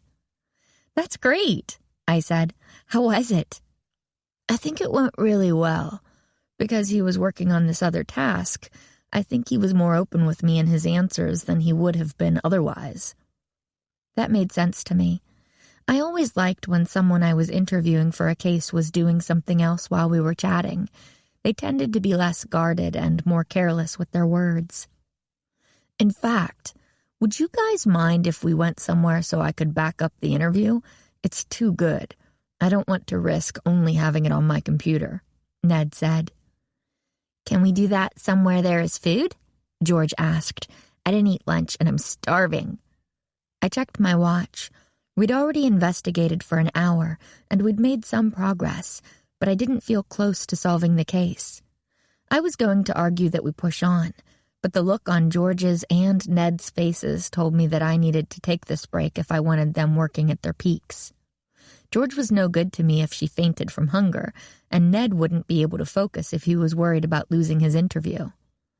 My house is closest, I said. I'm sure Hannah can make us something. Hannah Gruen is our housekeeper. She's been taking care of my dad and me since my mom passed away when I was little. She is, among other things, the best cook in River Heights, so my friends agreed readily. I called ahead to let Hannah know we were coming, and 15 minutes later, we walked in the door to find 4 turkey sandwiches sitting on the kitchen table. Not only that, but they were each made exactly how we liked them. Mine had no lettuce, the crusts were cut off George's, Ned's had extra mustard, and Bess's had cheddar instead of Swiss. I gave Hannah a hug and thanked her. Ned set up his interview to download off the recorder and joined us at the table. Just as we started eating, my dad walked into the kitchen. I was surprised to see him home on a weekday. His eyes were glassy and his nose was red. Hi, Dad. Your allergies acting up? I asked. Yeah. Carrie told me my sneezes were distracting the entire office and ordered me home. Carrie was my dad's assistant, and like Hannah, she didn't let the fact that she worked for my dad stop her from bossing him around. How'd the interview go, Ned? My dad asked, sniffling loudly. Well, It was a little more dramatic than I had expected, Ned answered. We quickly filled him in on everything that had gone on. Wow, Brady just can't stay out of trouble. Typical Brady, though, to stick his foot in his mouth by calling out that heckler the way he did. But don't you think his job as a stand-up comedian is to push boundaries? Ned asked. Well, tell me, what boundary was Brady pushing? My dad asked Ned. Ned opened his mouth to answer, but quickly shut it as he tried to think of what to say. I contemplated too. I believed that art should make people uncomfortable, but I also couldn't answer my dad's question. He wasn't pushing any boundary, Bess said. He was just being a bully. Exactly, my dad said. When you tell a joke that hits at someone, you want to punch up. You want the punchline to land against someone more powerful than you. If you call out or make fun of someone with less power than you, you're just being mean. You're not making a point. We were all quiet for a moment before my dad continued. I don't think Brady is a bad person. I think he's sensitive, and he got upset at the heckler and he lashed out. Then it all spiraled out of control. Okay, even if he did make a mistake, that doesn't mean people should destroy his room or call for violence against him on Twitter, George argued. No, of course not, my dad said. People have every right to protest his show and tell him why they're upset. But they definitely crossed a line. Plus, it's just not productive, I said. Brady is so upset about what's happening to him, he's not listening to hear that they might have a point. I wish people could just talk calmly to each other, Bess said. So many misunderstandings could be avoided. But then there would be way less mysteries to solve, I joked. I've had a lot of cases where the motive came down to wanting revenge for a perceived slight. Hey, was Joe cackling with glee at Brady's misfortune? My dad asked. No, why would he? I thought they were friends, I answered. My dad started laughing, and pretty soon he was laughing so hard he was coughing. Hannah came over with a glass of water for him. You need to take care of yourself, she reprimanded him. I'm not sick, my dad protested. It's just allergies. Hannah shook her head. No, they are not friends at all, my dad said, getting back to his story. They've been feuding since our days in the fraternity. I was shocked when I saw that Brady was going to perform at the arts complex. My dad turned to Ned. Didn't I tell you all this when I connected you to Brady? Ned blushed. You were in the middle of the McKnight trial. You kind of just grunted and handed me a slip of paper with Brady's email on it. I didn't want to bother you by asking any questions. Huh, my dad said. That was a beast of a trial. So what happened between them? I asked. Every year our fraternity hosted an open mic, and we'd invite all the alumni. It was one of our biggest events of the year. We all took it really seriously. I did my Elvis impression, of course. I couldn't help but roll my eyes. My dad was very proud of his impression of Elvis Presley. He goes all in, too. He lowers his voice, shakes his hips, and lifts just one side of his lip. It is very goofy. I just hoped he wouldn't do it now. It was one thing for my dad to put on that performance in front of Hannah and me. It was a whole other thing for him to do it for my friends, not to mention my boyfriend. My dad liked to embarrass me, but he also knew I was on a case and that we didn't have time to waste. Both Brady and Joe did stand-up comedy sets their junior year, but about 75% of their jokes were the same. They were roommates, and Joe accused Brady of stealing his jokes. Brady went before Joe, so Joe's set completely bombed, since the jokes were similar. If I recall correctly, he even got booed. He was furious. Brady claimed it was coincidental. Hannah put a plate of chocolate chip cookies on the kitchen table, and Ned lit up. Hannah's cookies were his favorite, a fact he never told his grandmother.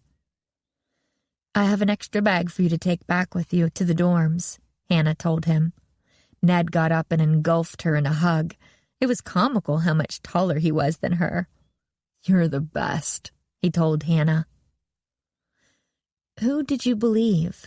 I asked as Ned sat back down. I was anxious to get back to the story. "I was never sure. It was possible that it was a coincidence. Most of the jokes were about life in the fraternity and on campus, which were experiences they both had. At the same time, they were very similar, and we all knew Brady was extremely competitive and would do anything to win. Before the open mic incident, he almost got kicked out of our fraternity when he cheated during a track and field competition we had among all the frats on campus. His event was the half mile, and he got caught taking a shortcut." "What happened after the open mic?" Ned asked. "Well, it turned out that Jack Murray, who was an alumnus and a great big talent agent, was in the audience that night. He thought that Brady had big potential and signed him to his agency, so Brady's career basically started that night. Joe was furious. He believed that Jack might have signed him if he'd performed before Brady." My dad paused to take a bite of a cookie. "I wasn't so sure," he continued. "Even though the jokes were similar, Brady's delivery was indisputably better than Joe's. His timing was impeccable. He knew exactly when to pause, what word to emphasize to get the biggest laugh. He was just a natural in a way I don't think Joe was. When Joe was up there, you could see the gears turning in his head as he thought about how to make the joke as funny as possible. Joe's a very smart guy, but he was awkward on stage. Joe was so mad, he moved out of their room and slept on the couch in the living room. Brady ended up dropping out a few weeks later to pursue being a comic full-time. He stopped and looked each one of us in the eyes, something none of you kids will never, ever do. When you get to college, you will stay there and you will graduate." We all nodded and promised that we would stay in school. Of course, none of us were considering dropping out of school, but if it made my dad happier to hear us say it out loud, then we would. I didn't think Joe and Brady had spoken to each other since Brady left college, which was close to 20 years ago now. I stayed in touch with both of them. Since I didn't know what happened, I didn't want to take sides, and they're both nice guys in their own ways. He took another bite of his cookie and shrugged. But Joe's done very well in his career, and it was a better fit for him anyway. I turned and exchanged a look with my friends. Maybe Joe was a suspect. My dad put his glass of water down with a thunk. "Nancy, no," he said, immediately knowing what I was thinking. This was a long time ago, when we were practically kids. When I asked if Joe was happy to see Brady's misfortune, I didn't mean to imply that he was involved personally, just that he might think karma had a long memory. "Okay, Dad, I get it," I said. My dad nodded and checked his watch. "Oh, good grief," he said. "I've got to get back to work. I have a brief due to a judge in 3 hours. He got up and kissed me on top of my head. "Good luck with the case." He waved to my friends before taking another cookie and heading down the hall to his home office. "Good to see you all. I'll see you at the show tonight." He turned to me one last time. "I'm serious. Joe's not a suspect." I watched him walk down the hall and then turned back to my friends. "Obviously, he is a suspect," I said. Chapter 7. Unsecure Security.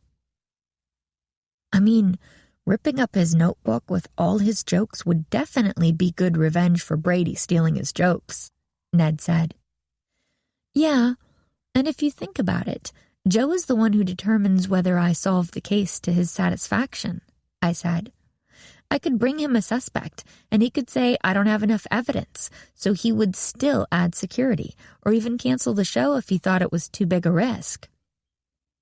It's a really long time to wait to get that revenge, Bess pointed out. Do you think he still cares? That's true, I agreed. It does seem a little odd for someone Joe's age to care this much about a college fight. We don't know how much Joe really wanted to be a stand-up comedian, George said. Maybe even though he's been successful, he's felt like a failure because he didn't accomplish his real dream. Yeah, but Nancy, we saw Joe eating with Brady in the hotel restaurant, Ned said. How could he have trashed Brady's room? I felt like my head was swimming.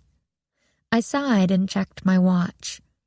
I had been investigating the case for 2 hours and had only 2.5 hours left before the cutoff Joe had given me. I didn't know the best way forward. Tammy and Erica seemed like viable suspects. But so did Joe. We need more information, I announced. We rushed into thinking that this was about Brady's mugging jokes. We didn't think about the possibility that there was another motive. We need to take a step back and assess what we know about Brady. I turned to Ned. Aunt, we need to get a full timeline from Brady. We have no idea when he left his room or when it was trashed. We've just been assuming that it was while he and Joe were having lunch, but we don't know. I sighed again. I had launched so directly into this case that I hadn't stopped to consider all the angles. I had been working off assumptions rather than facts. These were rookie mistakes, and I should know better. As if reading my mind, Ned put his hand on my shoulder. I know you're beating yourself up, Nancy, but you shouldn't. You pursued the most logical lead first. Yeah, George agreed, and Tammy could still be the culprit. We haven't ruled her out. I know, I said. This case is just so important. The town has put so much money into this arts complex, and so many businesses are counting on it being a success, I said. I just want to make sure I get it right. You'll solve it, said Bess, giving me her most supportive smile. You have 3 solid leads and more than 2 hours. Yeah, George said. That's plenty of time. I took a deep breath and set my jaw. My friends were right. I was going to solve this case, but I wasn't going to do it by sitting around feeling sorry for myself. I stood up quickly, pushing my chair out so forcefully I almost knocked it over, much to Hannah's disapproval. We need to talk to Brady and get the whole story, I said. We thanked Hannah for lunch and headed back out. 15 minutes later, Bess, George, Ned, and I strode through the lobby of the Towering Heights Resort, heading straight to Brady's room. I caught our reflections in the elevator. We looked like a team of undercover superheroes off to save the day. Without a word, we rode the elevator and marched down the hall to Brady's room, where I knocked authoritatively on the door. It's not locked, Brady said meekly from inside. I opened the door to find Brady curled up in a ball on his bed. He looked terrible. He was ashen, and I was pretty sure he had been crying.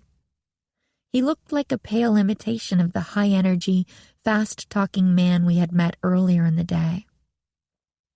Ned rushed to his side. Brady, are you okay? Nancy needs to ask you some questions. What's the point? Brady asked, not even bothering to lift his head from the pillow. It's going to be a disaster. This whole tour is going to be a disaster. That's not true, Ned said. Nancy's on the case. We're going to solve this.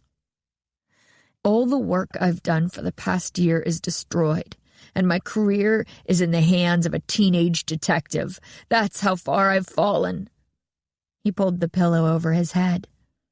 Bess stepped forward and yanked the pillow off Brady's head. "Mr. Owens, we haven't met, but my name is Bess Marvin. I am helping Nancy with your case, but she can't solve it without your help. We have little over 2 hours to figure out who targeted you. We're not giving up, and neither should you, as you have a lot more to lose than we do. So sit up, clean yourself up, and answer Nancy's questions." Brady opened one eye and saw Bess glowering down at him sternly. When Bess means business, you don't want to mess with her. Brady obviously agreed, because after a moment, he grudgingly sat up. "Give me a minute," he grumbled as he trudged to the bathroom. We heard water running. "Thank you," I said quietly to Bess. She shrugged. "Sometimes people just need a little tough love."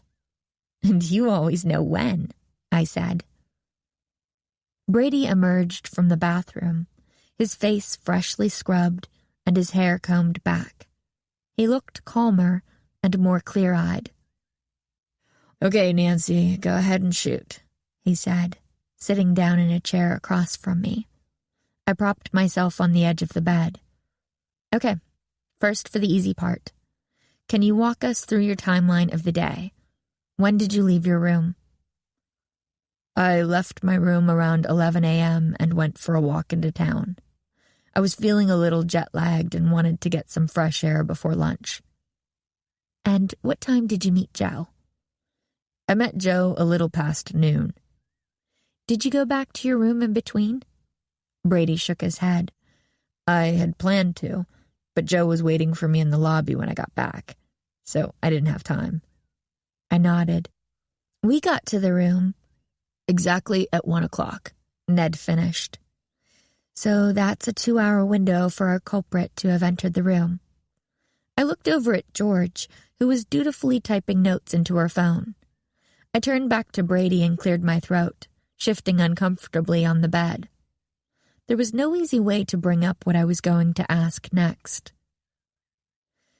"We heard that you and Joe got into a fight in college," I started. "Oh, for goodness sake!" Brady shouted before catching himself and taking a deep breath. "That was a misunderstanding. I did not steal his jokes. Besides," he continued, "we mended those fences a long time ago." "Really?" I asked. "That's not what I heard." "It's not like we sent out an announcement saying we were talking again, but a few years ago I had a show in San Francisco and Joe came. We caught up and we put it all behind us." I nodded. "Is there anyone else who has accused you of stealing jokes?" I asked. "No! I don't steal jokes!" Brady bellowed. "If I stole jokes, why would I be so upset that my notebook was destroyed? I would just go out and steal some more. And if this is the path you're going down in this investigation," he sneered, "then I might as well call Joe up and cancel my show right now, because you ain't never going to solve this thing." "As a detective, I have to follow all leads," I said coolly. It wasn't the first time I had been yelled at by a client. Sometimes the digging around you did in a person's life led you to discover some things they would rather you didn't. But as a detective, my focus was on the truth, no matter how uncomfortable. Besides, even if it wasn't pleasant to have Brady shout at me, I was happy that he was getting back to his old self. It had been disconcerting to see him so down and broken. "Well, I'm telling you, this is the wrong lead," Brady insisted. "Stick to that 2-hour window." I turned toward George. "I need to see the hotel's security footage of the lobby." She nodded. My friends immediately jumped into action. "Are you thinking a distract and delay?" Ned asked me. I nodded. "We know what to do," Bess said. "I don't know what to do," Brady protested. "What are we doing?" "We'll fill you in," said Ned. "You can go, Nancy. We got this." George and I headed back down to the lobby. I spotted a door marked staff only in the back right corner. I pointed it out to George. "They'll probably come out through there." George nodded. She grabbed a cup of water from the cooler in the center of the room and sauntered over to the staff-only door. She leaned up against the wall, looking nonchalant as she sipped water and scrolled on her phone. She met my eyes, indicating that she was set. I stepped outside the lobby and pulled out my phone and dialed the number of the hotel. "Towering Heights Resort, this is Pete speaking. How may I direct your call?" "Pete, it's Nancy Drew." "Hey, Nancy. Did you find Brady Owens?" he asked. "I did. Remember how you said you owed me a favor because I got Jake back for you?" "Sure," Pete answered. "I need to cash that in. First, how many security guards are on duty right now?" "Well, actually," Pete said, "they're still in the process of hiring people post-renovation and are a little short-staffed. There are only 2 on during the day." "Great. Also, can you patch my call through to security and tell them I'm a guest in room 823? "What's going on, Nancy?"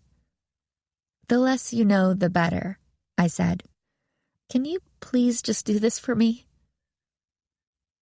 There was a long pause, and I was suddenly worried that Pete would say no. I hadn't considered that Pete wouldn't help. I had been sure I could count on him. Suddenly, the phone was ringing. "Hotel security," a gruff voice answered. Pete had come through after all. "Security, come quick. I just got back to my room and saw 2 men go running out, and when I stepped inside, the room had been completely destroyed, and my grandmother's diamond engagement ring is missing." "We'll send someone right away," the voice said, bored. "You're in room 823? "Yes, but someone?" I shrieked, really emphasizing the one to make my point. "Did you not hear what I just said?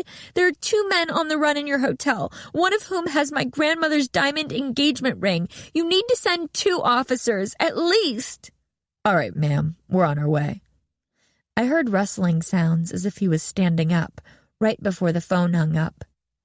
I dashed back into the hotel, making a beeline for the staff-only door. George was gone. I knocked softly on the door and heard it unlatch. With a quick glance over my shoulder, I slipped in. George was waiting for me on the other side. "How many officers did you see leave?" I asked her. 2, she answered. "Phew, I can't believe that worked. Sometimes you really do get lucky. Hopefully Ned, Bess, and Brady can keep them occupied for a bit." "The security office is down this way," George said. "Head up, shoulders back," I told George. I know," she answered impatiently as we proceeded confidently down the hall. Long ago, I had learned that if you looked like you belonged somewhere, people rarely questioned you. George's tone suggested I had imparted this lesson to my friends once or twice. We got to the office marked security. I peered in. "It's all clear," I told George. We slipped inside, and George went straight to the computer. Within a few minutes, she had the security camera footage up on the monitor.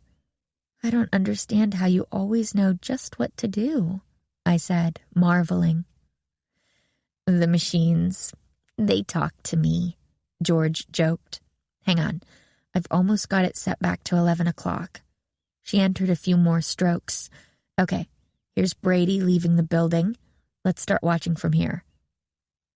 On the monitor were 6 smaller squares, each with a different angle on the lobby. "You take the top row, I'll take the bottom?" I asked. "Sure," replied George. "I'm going to set to 8 times speed so we can get through as much of it as possible before the security guys come back. So, don't blink." George hit play, and the footage started moving absurdly fast. Between the speed and the fact that it was in black and white, I felt like I was watching an old silent film.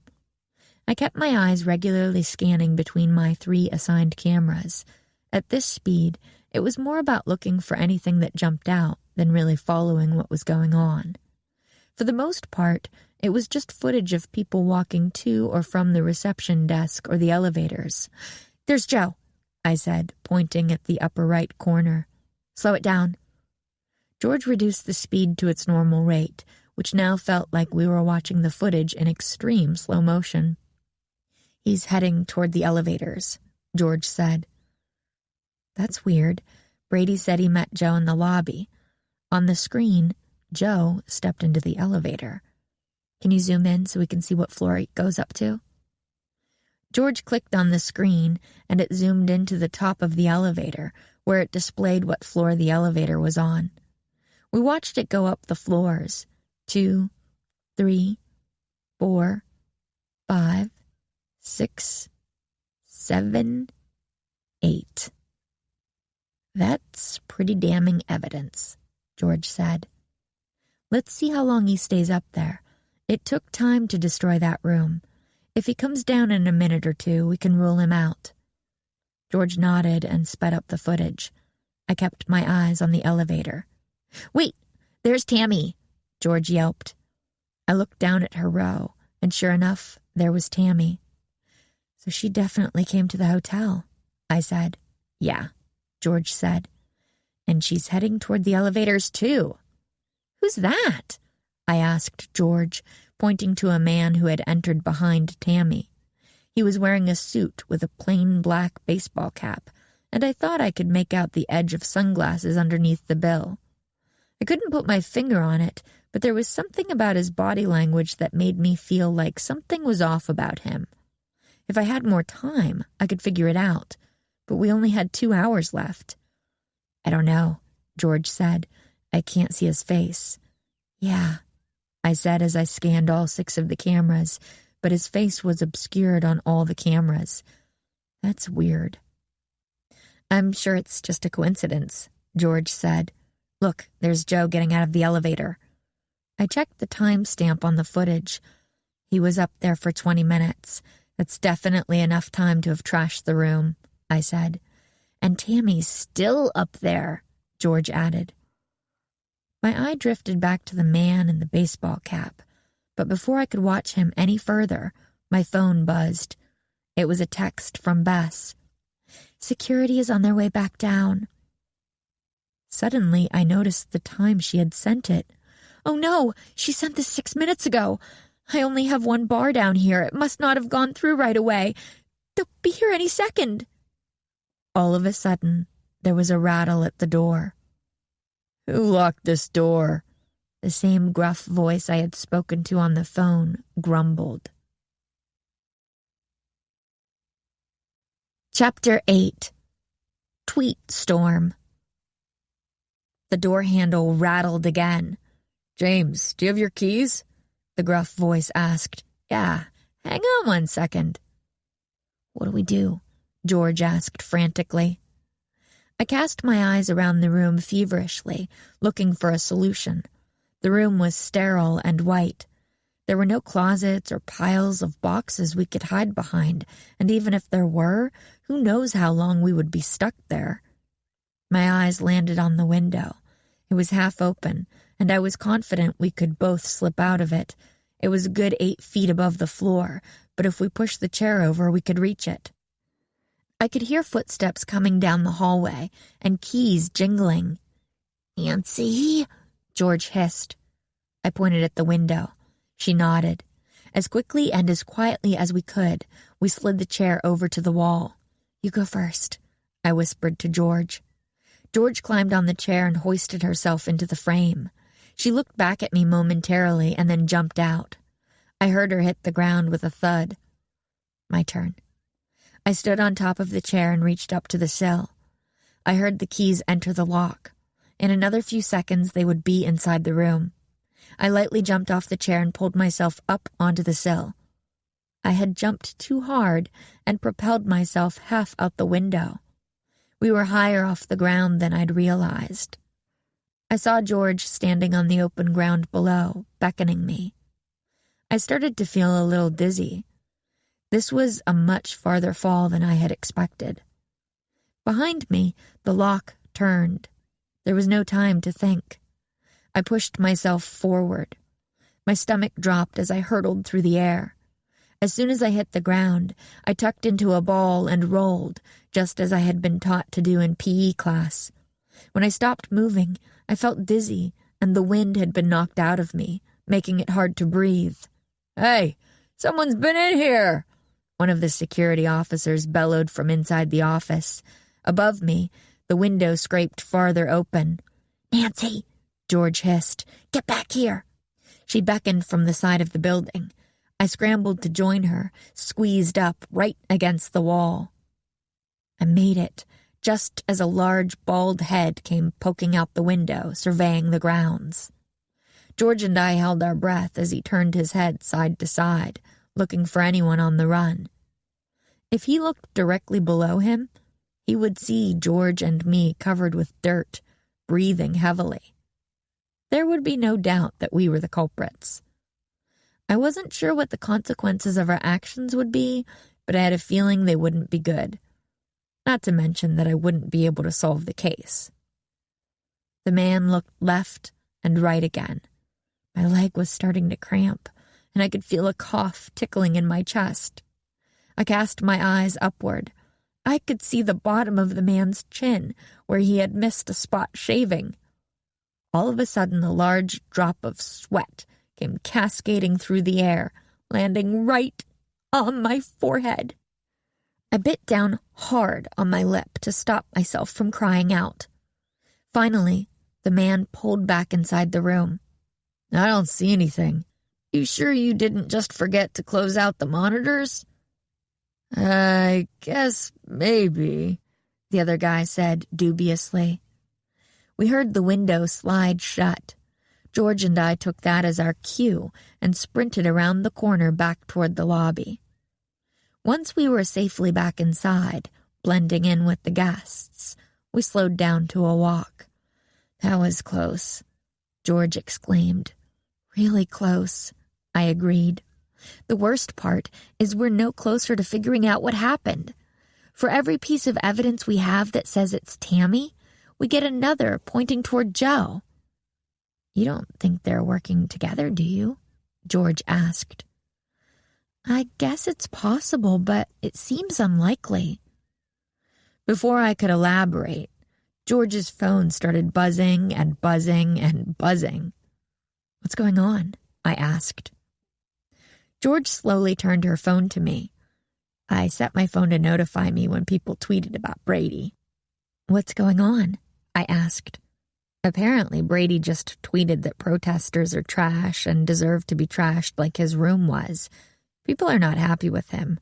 They're saying this is just more evidence that he incites violence against people who disagree with him. It's already been retweeted over 800 times, and more people are saying that they're going to protest his show. Why would he tweet something like that? He knows people would get mad. George shrugged. "Did you consider that maybe he's doing this to himself? Maybe he doesn't want to do this tour. I read that he stopped touring for a year because he got hit with stage fright. Maybe that video going viral made it start to come back and he wants out. I don't know. This seems like a lot of trouble to get out of his tour. He'd probably face a lot of fees from the venues if he just canceled. If he argued that his safety was at risk, then he could probably get out of the performances without paying anything." "Maybe. We need to talk to him and get him to tell us why he sent that tweet." George and I headed back up to Brady's room and knocked on the door. Bess answered. "Oh my gosh, you two are filthy. What happened?" "It's a long story," I answered. "Well, come on. We need to get you cleaned up." We went into the room, but Bess veered off into the bathroom. Ned and Brady were hunched over the table, working on piecing together another page from the notebook. "Whoa, Nancy," Ned said. "Did you dive into a pile of dirt?" "Basically," I said. "That's my girl." He winked. Bess came back from the bathroom armed with 2 wet washcloths. "Start scrubbing," she said, hovering over us. Sometimes George teased Bess that she was the den mother of our group. Bess found it annoying, but I had to admit, George wasn't wrong. I ran the washcloth over my arms. The small white piece of terry cloth quickly turned a light brown. "Why'd you send that tweet?" George asked Brady without any warning. I probably would have tried to be a little gentler in my approach, but George was always the most direct of my friends. "Because I'm trying to believe that your friend Nancy is going to save my show and I wanted people to come to it?" Brady said, sounding confused. "And you thought threatening protesters was a good way to do that?" George continued. Brady looked at her like she was crazy. He pulled out his phone. I don't think saying, 'Can't wait to do a show in my old college stomping grounds, River Heights. Hope to see you there,' really qualifies as threatening," he said, reading from his phone. "No, the other tweet," George said. "That's the only tweet I've sent all day," Brady said. "I was right next to him, looking over his shoulder when he tweeted," Ned said. "That's what he said." Brady held out his phone, and I could see it. Sure enough, the tweet said exactly what he had just read. "George, let me see your phone." She handed it over. It was still buzzing incessantly as people retweeted the incendiary tweet over and over. It was up to 3,000 retweets just in the past 10 minutes. I looked between the account on Brady's phone and the one on George's. They had the same profile picture and the same bio, but there was one difference. This account's username is @Brady Owens with a 0, not with the letter O, I exclaimed. "This is a fake." "Ugh," Brady groaned. "Whoever runs that account has been a pain in my neck for the past several weeks. Everyone thinks it's me, and its mission in life seems to be to get people mad at me. He tweets terrible, terrible things. I complained to the company, but they said it is a parody account, so it's protected as free speech. They say they can't do anything to shut it down." "Besides," said Bess, "wouldn't that be a little hypocritical if you tried to restrict someone else's free speech?" "It's different," Brady protested. "How?" Bess asked. I was curious myself. It didn't seem like it was different, and I thought she had a good point. I was a little surprised to see that Bess was speaking up. She usually avoids conflict, but she must really feel that Brady was in the wrong about his mugging joke. "It's different," Brady explained, "because when I make offensive comments, I own them. I don't try to trick people into thinking someone else said them. This person is trying to make people hate me." I could see Bess taking a deep breath to respond. Because she's so kind, people think Bess is meek. But she is a bulldog when she feels passionately about something. But I needed to jump in. This was the type of question that could be debated for hours in a class like Professor Vega's, and it wasn't going to help me solve this case. "Let's refocus," I said. "This tweet is very specific. They seem to know that your room was trashed. Have you said anything publicly about what happened?" "No, of course not," Brady said. "It's humiliating. Why would I tell anyone?" "So," I said, feeling the excitement build in my chest and spread through my body the way it always did when I finally had a break in a case, "that means the culprit must have tweeted this." I turned to George. "Is there a way to track who the owner of this account is?" "Sorry, Nancy," George said. "Even if I could, it would take several hours. Way more time than we have." "Okay," I said. I knew this was key, and I was going to figure out a way to capitalize on it. "We'll just have to do this the old-fashioned way. We have 2 prime suspects, Tammy and Joe," I said. "Are you still carrying on about Joe?" Brady asked. "Because this proves it's not him." "How so?" I asked. "Because Joe's an old fuddy-duddy," Brady said. "He still owns a record player. He reads books on paper, not on an e-reader. I'm pretty sure he still uses a typewriter." I remembered the typewriter I had heard Joe using in his office and realized Brady was right. "So you're saying Joe wouldn't know how to set up a fake Twitter account?" I asked. "I'm saying he doesn't know what a Twitter account is," Brady said. "So it's gotta be Tammy," said Ned. "Yeah," I said, feeling a grin spread over my face. This case was so close to being solved. Now, we just need to prove it. Chapter 9. Switcheroo. We need to find Tammy, I said. She just posted a photo from Joe's office, George said, looking at her phone. I think she's still there. Let's go, I said. Ned, George, Bess, and I all headed out. Save my show, Nancy Drew. You're my only hope, Brady called after us. We raced back across to the arts complex. I'm definitely getting my workout in today going back and forth between the hotel and the arts complex, George commented. It does feel like we've been on a loop, I agreed, as we headed back up the stairs to Joe's office. We entered the office again. It was still full. If anything, there were more people here. I spotted Tammy standing in the corner. She had her phone out and was staring at it avidly. George, does she have the same phone as you? George peered over. Looks like it. Great. Can I borrow yours? George looked at me. It's not that I don't want to do anything you need to help solve this case. I always have your back, but you know this phone is my baby. It's my life. My best friend. Hey! Bess cried. My best non-human friend, George clarified, but Bess continued to glare at her, unconvinced. I promise you we'll get it back safe and sound, I assured her. George kissed her phone. Goodbye, my precious. You'll be okay. Don't worry. She handed over the phone. I turned toward Tammy, plotting my move. I would have only one shot at this. I feel naked, George muttered behind me. It just feels wrong not to have Chester.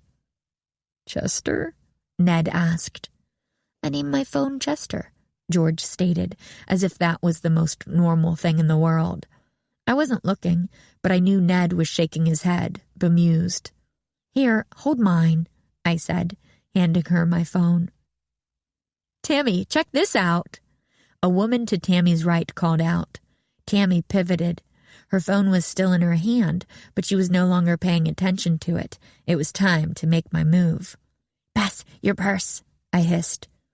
Bess didn't hesitate. She handed her purse over, and I slung it over my shoulder, pleased by its weight.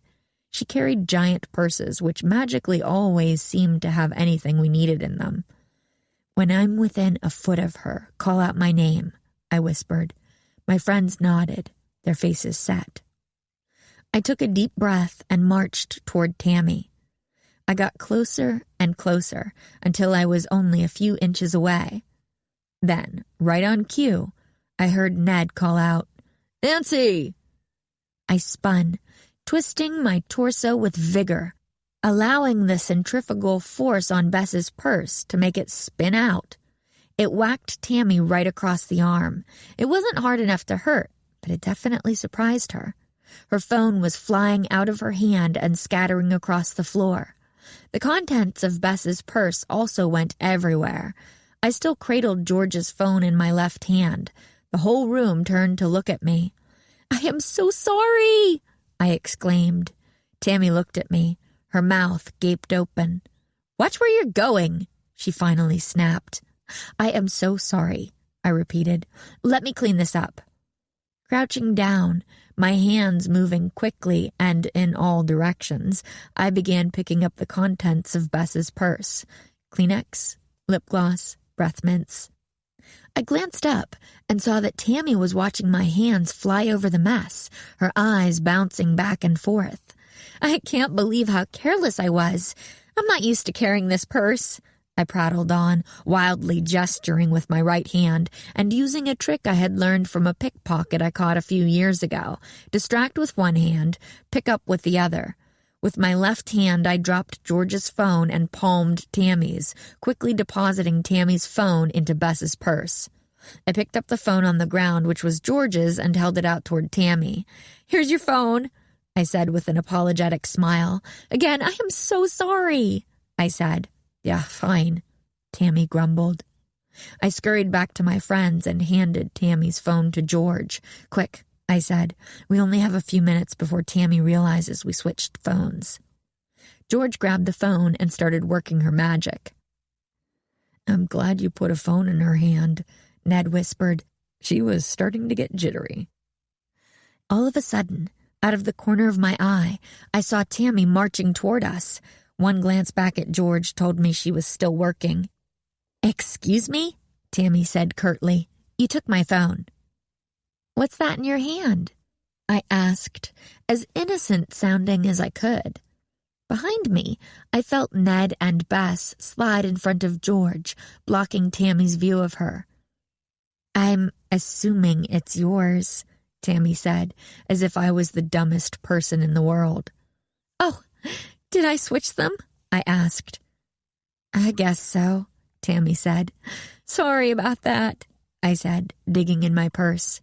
I threw a quick look behind me. Bess subtly moved her fingers in a circular motion, telling me to stretch it out with Tammy to give George more time. "Let me see if I can find it in here," I said. "Hang on 1 second." Tammy sighed and actually tapped her foot. I had always thought that was just an expression. I'd never seen anyone do it. "You know," I said, deciding to take advantage of our situation, "I noticed earlier that members of your group were spreading that tweet about Brady saying that protesters should be trashed." "Yeah, of course," Tammy answered. "People need to see what lines that man is willing to cross." "Well, I don't know if you knew this, but Brady didn't actually tweet that," I said, as I continued pretending to search Bess's purse, again using my fake innocent voice. I was curious to see how she would react. "Yeah," Ned chimed in. "That's actually a fake account." Tammy stared at us. "What do you mean?" Ned and I showed her the fake account name. I pointed out the 0 in his Twitter handle. Tammy sighed. "Well, I didn't know. I'll tell the group." "But you know," Tammy went on, "Brady could have tweeted that trash tweet. The fact that I couldn't tell means that what he does post is over the line." She didn't let me respond. "Can I just get my phone back, please?" She held out her hand. I resumed digging in the purse. "Oh, sure. Sorry," I said. I felt Bess nudge me. I slipped my right hand back and Bess dropped the phone into it. I palmed the phone, reached that hand into the purse, and then pulled it out, extending her phone toward her. "Thanks," she said, handing George's phone back to me and turning away. As soon as she turned, Bess, Ned, and I all pivoted toward George. Her face was downcast, and she shook her head. "I didn't find anything that indicated she's behind that account," she said. "She wasn't acting like she controlled it either," I said, ushering everyone out of Joe's office and into the hallway so we could talk more freely. "It's possible she hid it really well, but I checked all the obvious places," George said. "She seems to have only one account." I had been so sure that Tammy was our culprit. The case had felt so close to being solved just a few minutes ago, and now it felt further away than ever. I had no more suspects. "I'm sorry, Nancy," George said. "Maybe if I'd had more time, I could have found something." "It's not your fault," I said. "We just need a new angle." "Let's go outside," Ned suggested. "Fresh air always helps me think." But as soon as we pushed open the door, we found ourselves in a huge mob. There were hundreds of people everywhere, streaming toward the theater. Some were holding signs that said, "Trash Brady Owens." Others were chanting, "Stop Brady, stop Brady." "Holy cow," Bess exclaimed. "I can't believe how big this got," I said. "That's the power of social media," said George. "The idea of protesting in front of the theater just went viral." "It sure did," It looks like people from all over town are here, Bess said. Yeah, I see a lot of people I recognize from school here, Ned added. You were right, George, I said. When you told those women that people are always watching online, I guess they just needed a little push to get them to take action in real life. How does Brady perform in an environment like this? George asked. Nancy! I heard behind me, barely rising over the noise of all the protesters. I turned to see Joe Archer fighting through the crowd. Did you figure out who's behind this yet? He asked. I shook my head. It's 5 o'clock, Nancy. If I don't have a culprit in an hour... He trailed off. I know. I'm working as fast as I can. Well, either way, I have to put more security out here now. This crowd is out of control, Joe said. He paused for a moment. It's really terrible timing, too. We're getting the Dutch Masters show ready tonight, but I don't have a choice. We have to put all our security on this madhouse. He indicated the mass of people in front of us. Does that mean the zebra finch is coming tonight? Bess said. Joe nodded miserably. Before Brady became a lightning rod for controversy, it would have been fine. We had plenty of security to cover both events, but now... Don't you think you should delay moving in the zebra finch then? Asked Bess. Do you know how many months of negotiations it took to get Donna Ellis to let us exhibit that painting? She's a nervous mess about letting this painting out of her vault. If I ask to change one detail, the whole arrangement will fall apart, and I'll have to explain why one of the first performing arts shows was protested, and the most famous painting in our first visual arts show was pulled. The arts complex would officially be a failure. It would take years to recover from that reputation. Who would risk spending the money to travel here if our shows fall apart at a moment's notice? We stood in silence for a moment, all lost in our own thoughts. The art complex was great. The space was amazing, and Joe seemed like he had really interesting ideas for it. I didn't want it to fail. I thought about how much money the Towering Heights Resort had put into their renovations. If the arts complex didn't draw the crowds they expected, they would lose money, and a lot of people like Pete, and even the security guards after George and me, would be out of jobs. I couldn't let that happen. I smiled confidently back at him. I'm going to figure out what's going on here, I told Joe. Chapter 10. A Mysterious Man. I hope so, Joe said. If we don't know who the culprit is in an hour, I'm going to have to cancel the show altogether. I can't risk anyone getting hurt. Joe walked away, and I turned to my friends. Let's go someplace quieter, I said. A few minutes later, we were sitting in the coffee cabin sipping iced teas. It was technically closed, but George had a set of keys and her boss didn't mind if we came after hours, as long as we paid for our drinks and left everything exactly as we had found it. It was a huge perk of George working there. We considered it our unofficial clubhouse. We need to go back to basics, I said. I feel like we're not approaching this case from the right direction. The biggest problem in my mind is that we don't know the motive. Is this culprit trying to get Brady's show canceled? Are they trying to destroy Brady's career? How do we figure that out? Bess asked. I took a long sip of my iced tea. I don't know, I sighed, but I think the tweet is key. It kicked this whole situation into another gear. But if it's not Joe and it's not Tammy, and I think we have pretty good evidence that it's not either of them, how do we figure out who it is? I have an idea, George said. We all turned to look at her. Have you guys ever heard of something called social engineering? She asked. Neither of us had.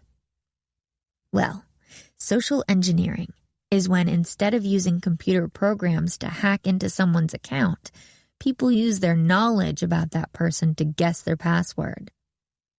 What do you mean? Asked Ned. I was glad he asked because I wasn't sure I was following. Well, a famous example is a few years ago, when a man in Florida broke into the email accounts of a lot of celebrities, but he wasn't a computer programmer or anything. He was just a really big fan. He read everything he could about the various famous people and learned everything he could. What street they grew up on, their pets' names, and so forth, and used that to guess their passwords. He got into the private emails of about 20 movie stars. He tried to argue that he hadn't done anything wrong. He claimed what he did wasn't actually hacking, since he'd used only public information. Well, that's ridiculous, Bess said. That's like when Jessie at summer camp tried to argue that she hadn't done anything wrong reading my diary because it didn't have a lock on it. I agree, George said, and so did the courts. He's in prison now. So what are you saying? I asked. That we should social engineer the Twitter account? Yeah, but like reverse social engineer it, George said. Even though this person is tweeting in the voice of Brady, they can't help but let aspects of themselves through. If we read the tweets, we can pick out information about the culprit and start to paint a portrait of him or her. George, you're a genius, I exclaimed. George blushed and shook her head. She always gets really squirmy if you try to give her a compliment. It says here that the Brady Owens, with a 0, account has made 400 tweets, Ned said. So what if we each take 100 tweets? I said. Everyone nodded. Let's go clockwise. So George, you take the first 100, Bess the second, Ned the third, and I'll take the last. I'm glad tweets are only 140 characters, Bess said. Me too, I agreed. We only have 45 minutes to do this. Start reading. We all went quiet and bent over our phones. If anyone looked at us through the window, they would think we couldn't stand talking to one another as we all ignored the others and stared at our phones. I quickly scrolled to the bottom of the fake Brady's account and started reading. It was exhausting reading tweet after tweet from this account. They were all so angry.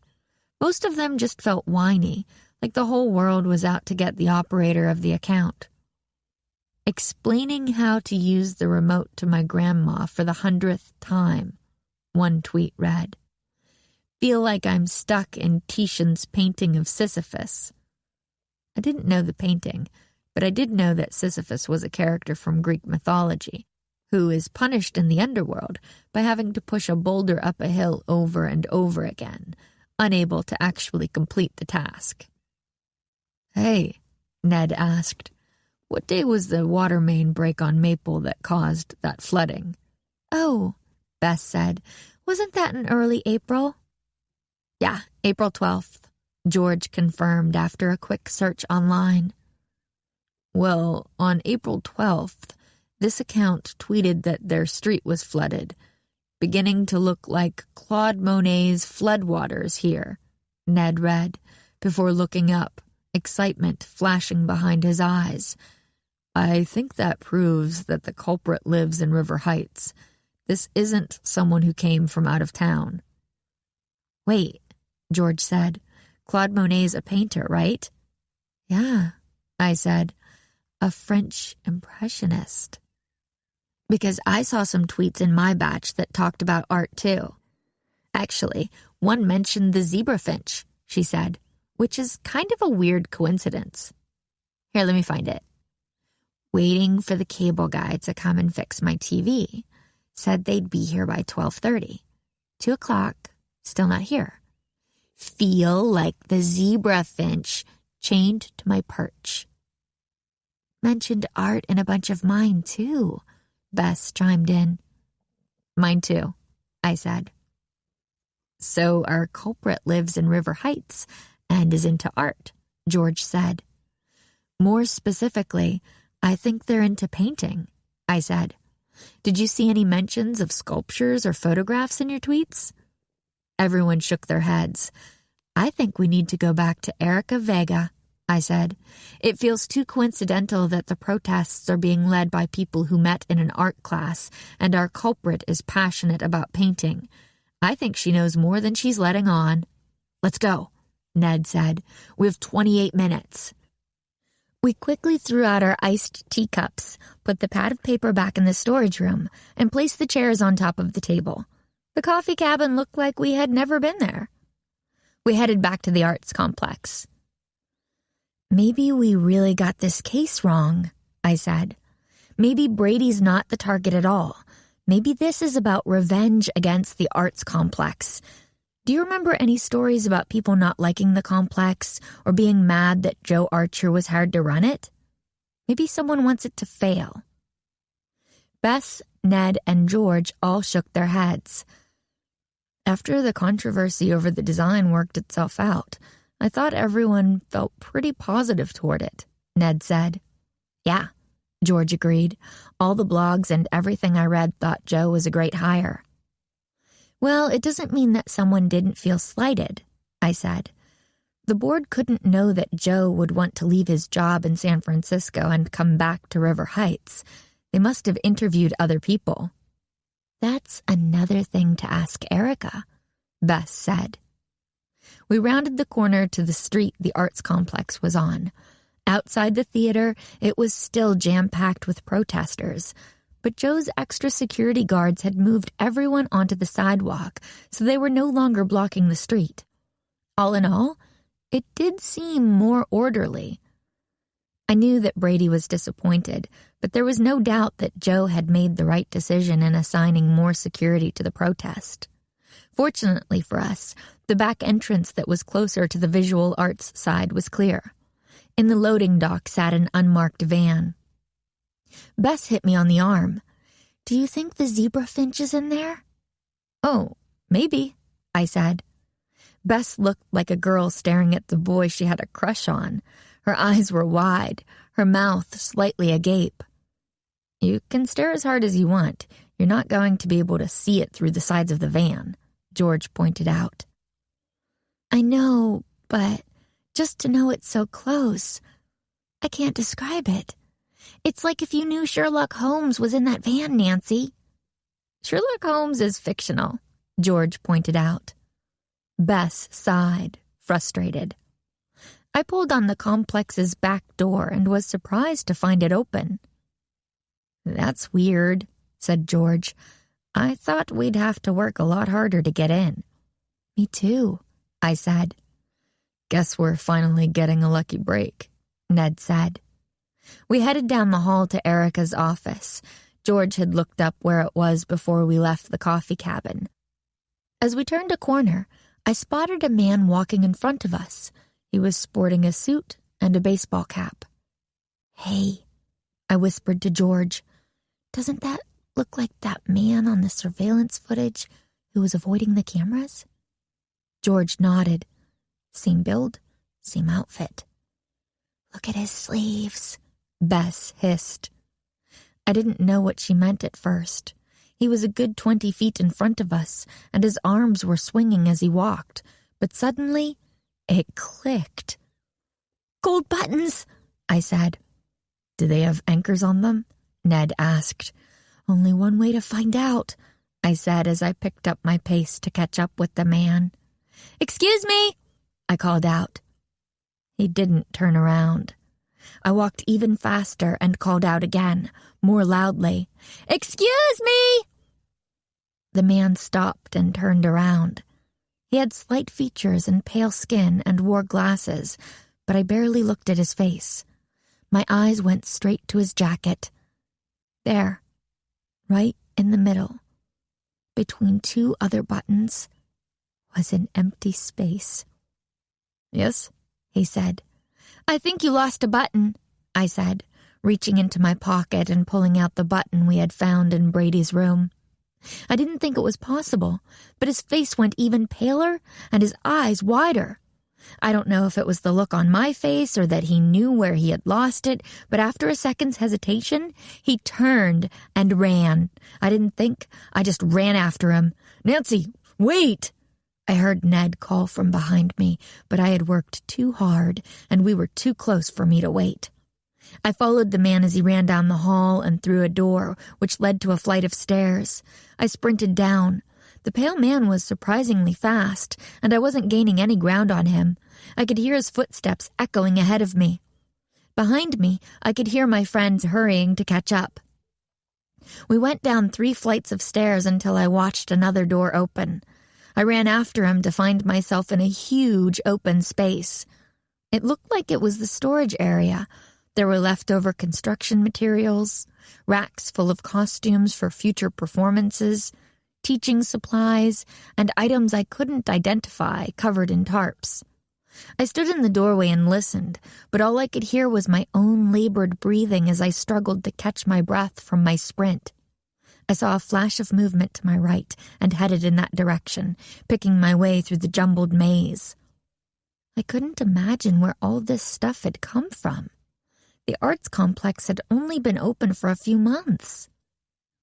Suddenly, there was a noise behind me, but before I could pivot to see what it was, something smashed into the back of my head, and the world went black. Chapter 11. Confession. I felt like I was on a boat being rocked back and forth. "Nancy! Nancy!" I heard vaguely, as if someone was saying my name far away, through a bank of fog, making the noise muffled.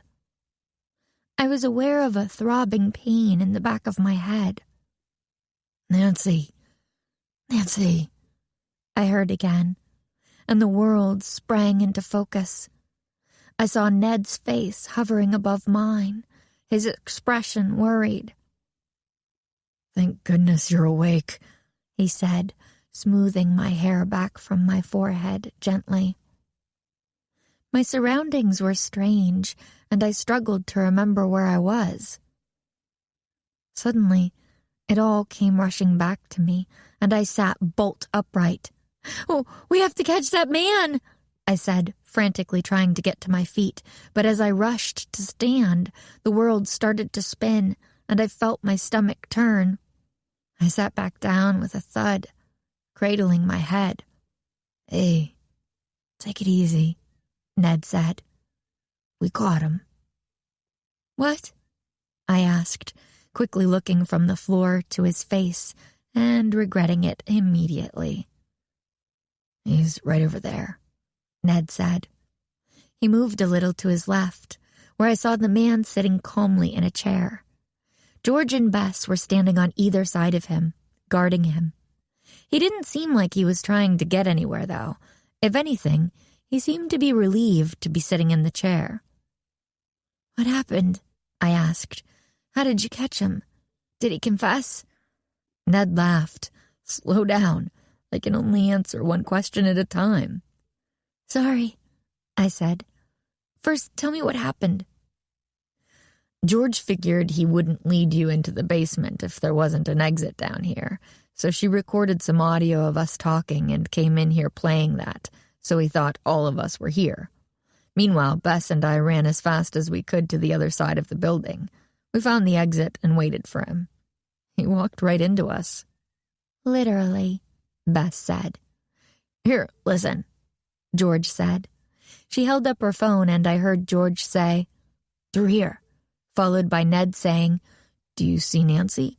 And Bess, "I don't like this. I think we should call the police." Then, "We can't leave Nancy alone," Ned reprimanded her. I laughed. "That's really great," I said. It was a pretty ingenious plan, too, especially since they'd had to come up with it on the fly. "I'm just sorry we didn't get here before he gave you that nasty crack on the head," Ned said. I shrugged. "It's a risk of the job," I said. "Only when you go charging after someone without waiting for your backup," Bess scolded me. I blushed. "You're right. I should have waited. I was just so excited to solve the case." "It's not the first time. It won't be the last," Bess said knowingly. I was so lucky to have friends who would go to such lengths to help me. I felt guilty that I had taken off without them. I wanted to say that it wouldn't happen again, but I knew that Bess was right. I would do it again. When I got hold of a clue, it was almost like I was possessed. I had to follow it, even if that meant getting into dangerous situations. I took a deep breath. I needed to focus on this case. I looked over at the man. His facial expression hadn't changed once. It was completely impassive. "Did he confess?" I asked Ned. "We wanted to make sure you were okay before we talked to him. Besides, we thought the honor should be yours." I nodded, wincing in pain. "Can you help me up?" Ned put his hands under my shoulders and helped me to my feet. The world spun again, but after a few seconds it stilled. Slowly, Ned keeping his arm around my shoulder, we walked in front of the man. "Let's start with your name." The man checked his watch before answering.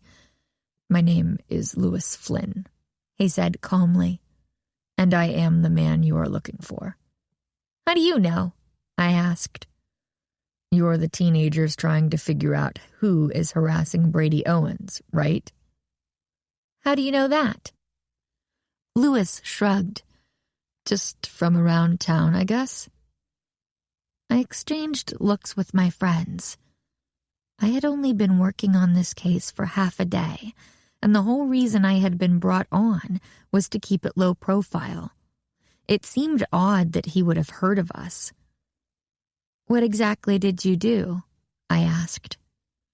"I broke into Brady Owens' hotel room and trashed it. I also run a fake Twitter account that stoked people's anger toward Brady.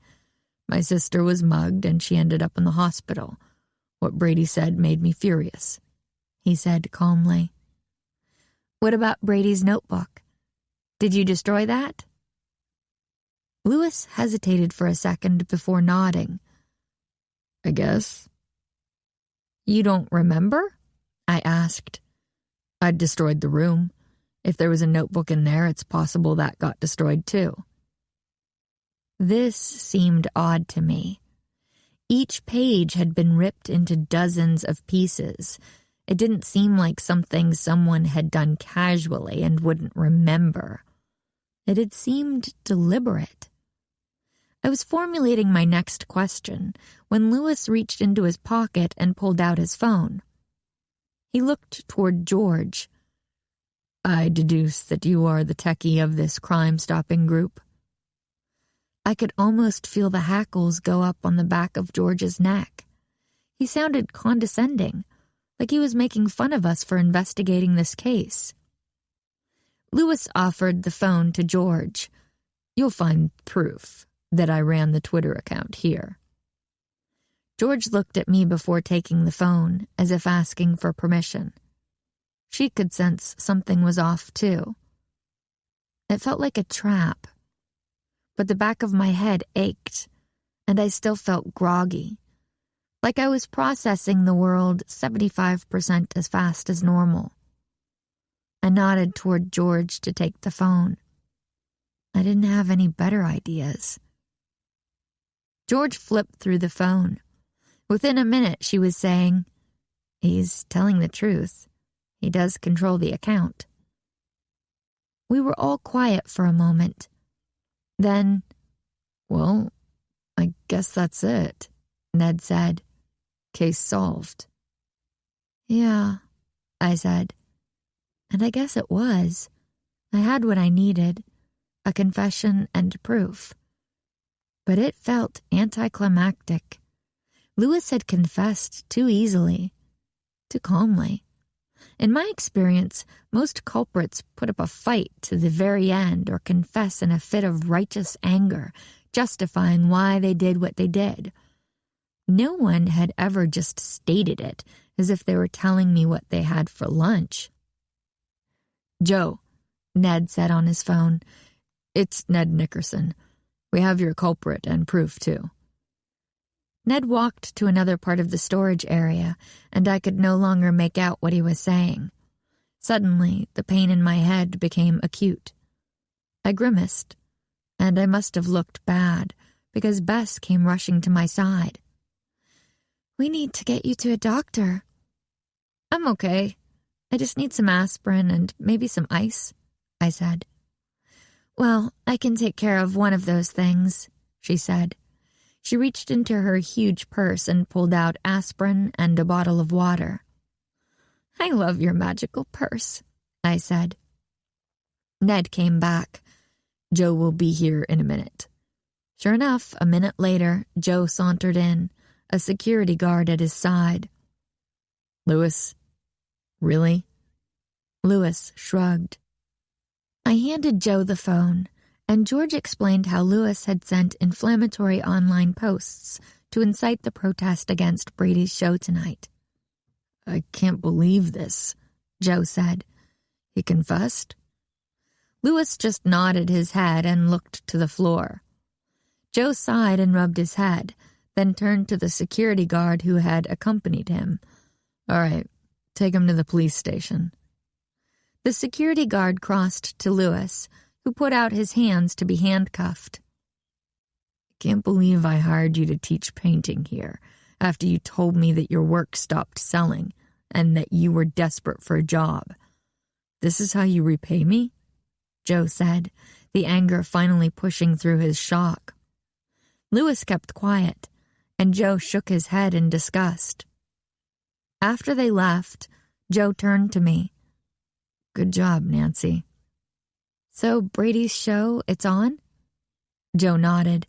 "My security team is doing a great job keeping the crowd outside controlled, and now that you caught the culprit, I feel confident that there won't be any more hijinks during his set." He clapped his hands together. "As they say, the show must go on." Ned grinned broadly and put his hand on my shoulder. "I need to go make sure everything is proceeding correctly, but thanks a lot, Nancy." Joe left and Bess turned to me. "Are you sure you don't want to go to a doctor? We can take you right now." "No," I said. "I want to see the show." Even though the case was solved, I couldn't shake the feeling that it wasn't over. We exited the basement and headed back upstairs to the theater. We called Brady, and he got us on the list to come in through the backstage area so we could easily get in without having to weave through the crowds. I peeked through the window on the way to see the protesters below. The security team was there, and the protesters were out of the street and were staying behind the barricades the guards had set up. They had plenty of room and no one was stopping them from holding signs or shouting slogans, and they were not impeding people who wanted to attend the show. It seemed like everyone was getting along out there. Brady greeted us and he quickly thanked me, but I could tell he was distracted getting ready for his show, and I didn't want to throw him off. This was a big night for him. We promised to catch up with him after the show and tell him everything that had gone on. We were the first people in the theater. It was nice to sit in the quiet for a while, but I still felt on edge. I couldn't tell if it was just the leftover adrenaline from being attacked by Lewis or something else. "Everything okay, Nancy?" Bess asked. "I don't know. I just feel weird," I said. "You'll feel better once the show's over and you know the case is solved for good," Bess reassured me. The theater started to fill up, and there was a steady line of people streaming in. My dad came in, and we waved as he took a seat near the back. The protest had succeeded in getting a lot of people to show up outside the theater and yell, but it didn't seem like it had stopped anyone from actually attending. To my surprise, I saw Tammy slide into the back. I gave her a little wave and she smiled back at me. Soon the lights dimmed, and a spotlight on the stage came up, focusing on a plain wooden stool with a microphone in front of it in the center of the stage. A few seconds later, Brady strode onto the stage. A feeling of electricity shot through the crowd. There were some cheers, but also some boos. Brady didn't seem bothered. He just picked up the mic, moved the stand to the left of the stool, and sat down. "Hello," he said. "How was your day?" "Me personally, I've had better." There was a chuckle through the crowd, tentative. The audience seemed caught off guard by his casual opening.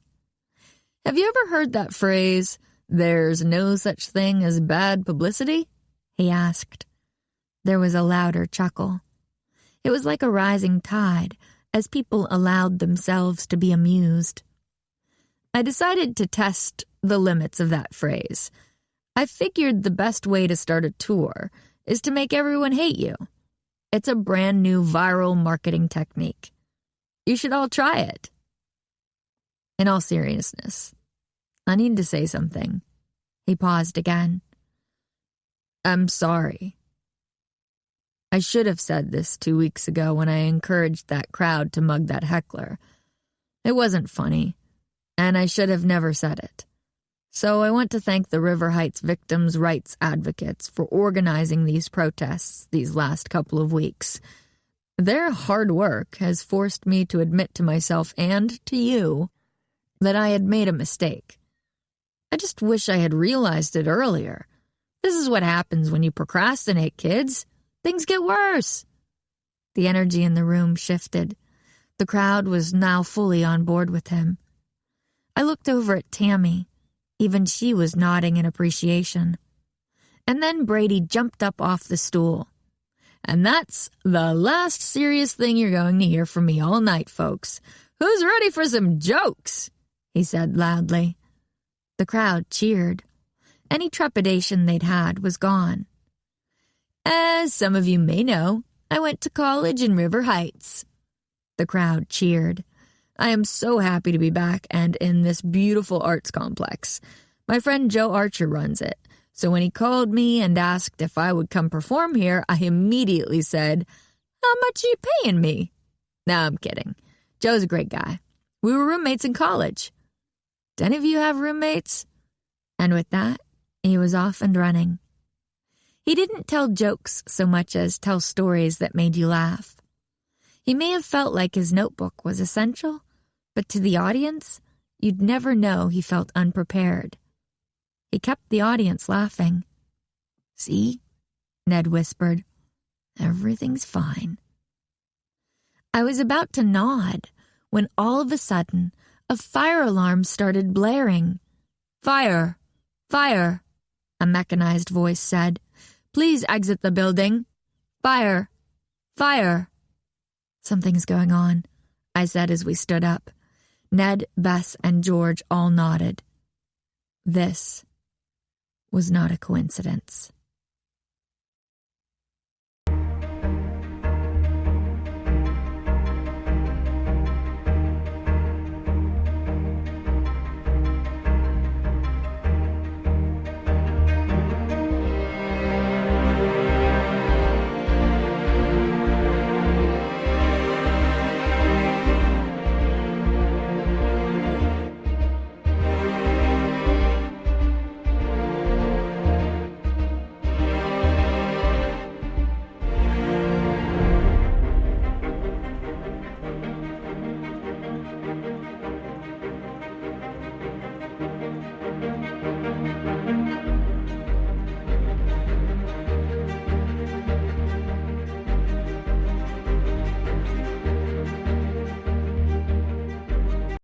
Chapter 12. The Real McCoy. Outside, my mind was racing. The audience from the show was mingling with the protesters. No one knew what was happening. Joe and Brady stood off to the side. I caught Joe staring at me, disappointed. It felt like a punch to the stomach. I had let both of them down. I couldn't ignore the nagging feeling in my gut anymore. I think we got it wrong. I don't think Lewis is the guy. He confessed. You saw his phone, Ned insisted. Yeah, but it was too easy. He was too calm. He was motivated because of his sister, but he talked about what happened to her in broad generalities and was completely emotionless. I turned to Bess and George. You two have been by my side as I've caught dozens of culprits. How many have acted the way Lewis did? My friends looked at each other. "None," they said in unison. "But why would he lie?" Ned countered. "He went to the police station. He'll end up in jail." "Will he? I don't think the Twitter account is illegal. He'll get in trouble for the room, of course, but with a good lawyer, all he'll end up doing is paying for the damages." "Guys," George exclaimed, "Lewis is a pretty well-known painter. I just looked him up on Wikipedia. He's an only child. He did a whole series of paintings about the life of an only child. He was definitely lying about his sister being mugged." We were silent for a moment as we processed what George had just told us. "Okay," Ned conceded. "But why?" "I think he was covering for someone. I think all of this has been a distraction. The room was designed to scare Brady. The tweets were designed to get more people protesting.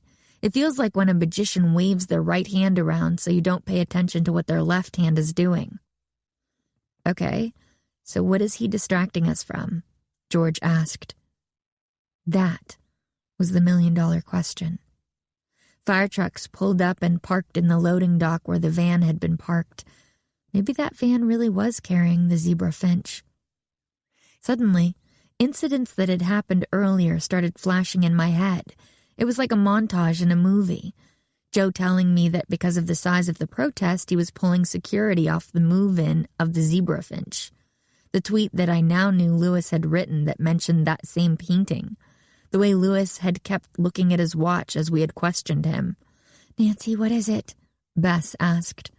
My face must have given me away. "What did you figure out?" "We need to get to the art swing right now," I yelled. I didn't wait for them. I just started running. I got 5 steps before I remembered where this had gotten me the last time, and I slowed down long enough to let my friends catch up. Together we rounded the corner to the art swing. I yanked on the door, but it was locked. Inside, an alarm was blaring, a different sound from the fire alarm. "George, do you have your lockpicks?" I asked. "Do you even have to ask?" George responded. She stepped in front of me, pulling a set of lockpicks out of her pocket. Without hesitation, she brought the 2 of the picks up to the lock, but when she went to put them in place, the door pushed open on its own. "Of course," I said. "Erica already picked the locks for us." We rushed in and made our way to the gallery where the Dutch Masters exhibit would open this weekend. The walls were lined with over 20 Dutch master paintings. There were stark portraits and perfectly crafted still lifes, but right in the middle of the east wall was a blank spot. We raced over. The name plaque was still there. It read, "The Zebra Finch." This whole case was just a distraction from stealing the zebra finch, I told them. I knew I missed something. Bess let out an anguished cry. "I can't believe this," she wailed. The fire alarm must have covered the sound of the alarm when the painting was taken off the wall, George theorized. But even if the police didn't put him in jail overnight, there's no way Lewis would have been processed at the station and gotten back here in time, Ned said. I shook my head. "No, he must have an accomplice," I said. "But who is it?" asked Bess. Now that I understood what this case was about, all the pieces were snapping into place, and I knew the answer to that question. "Think about it," I said. "Who was the real brains behind the protests?" "Erica Vega," Ned, George, and Bess all said together. I nodded. "Now we just need to find her. And the zebra finch," Bess said. "Okay, but let's go in teams of 2, Ned said. "No one gets bashed on the head again. We stick together." We split up. Ned and I headed to the right, while George and Bess went to the left. I looked down at the floor, and something caught my eye. It looked like tracks in the wax coating of the floor. "This way," I told Ned. "Follow these tracks." "How do you know this is her?" Ned said. "She can't just waltz out with the painting under her arm. It's one of the most famous paintings in the world. She'd have to hide it somewhere, and it's like 2.5 feet by 3.5 feet. She can't just stick it in her purse." These are suitcase tracks, Ned exclaimed. Exactly. The tracks ended at a door marked Employees Only. I yanked it open. I was surprised to see a pair of legs kicking in my face. "She's climbing out the window!" I shouted. Ned reached up and grabbed the legs, trying to pull Erica back down. "Where's the painting?" Ned asked, as Erica thrashed her legs, trying to get free of his grip. I looked around. There was no suitcase. "She must have gotten it through the window first," I said. Bess and George came running up behind me. "We'll go get it," Bess said. They turned to head to the door, when all of a sudden the doors came flying open and police came running in. "Freeze!" they yelled. Instinctively, we all put our hands in the air. Then suddenly one of them stopped. "Nancy Drew, is that you?" It was Officer Parker of the River Heights Police Department. "We're here responding to a burglary alarm. What are you doing here?" Before I could answer, Ned yelled out, "She's getting away!" He had let go of Erica's feet when the police came in, and fittingly, she had used the distraction to climb through the window. "The thief just climbed through that window," I told Officer Parker. "She has the zebra finch. You have to stop her." Officer Parker hesitated for a second. All the other officers looked at him, waiting for directions. He was clearly torn between taking all of us in for questioning or listening to what I'd said. Finally, he said, "If Nancy Drew says the thief is getting away, the thief is getting away. Let's go get her." They tore out of the gallery. My friends and I hesitated for all of 2 seconds before taking off after them. We made it around the corner of the building to the parking lot, just as Officer Parker was slapping handcuffs on Erica. Another officer opened the suitcase a few feet away. He pivoted it toward us. There was the zebra finch, still in its frame, safe and sound. Just at that moment, Joe came rushing over, followed directly by my father. They looked between my friends and me, Erica in her handcuffs, and the suitcase with the zebra finch. Joe stood there with his mouth opening and closing in shock, as I could see him piecing together what had happened. After a moment, Joe looked at Erica and asked, "Why?" "I'm up to my eyeballs in student loans," she said. "I borrowed so much money to study art history in school, and for what? To teach community art classes in River Heights?" "This was just about money?" I asked. "Everything you taught about art and free speech and the responsibility of the artist was just to rile up protesters to provide a distraction for your heist? You didn't mean any of it?" Erica gave me a withering look. "I meant every word. 2 things can be true at once, you know.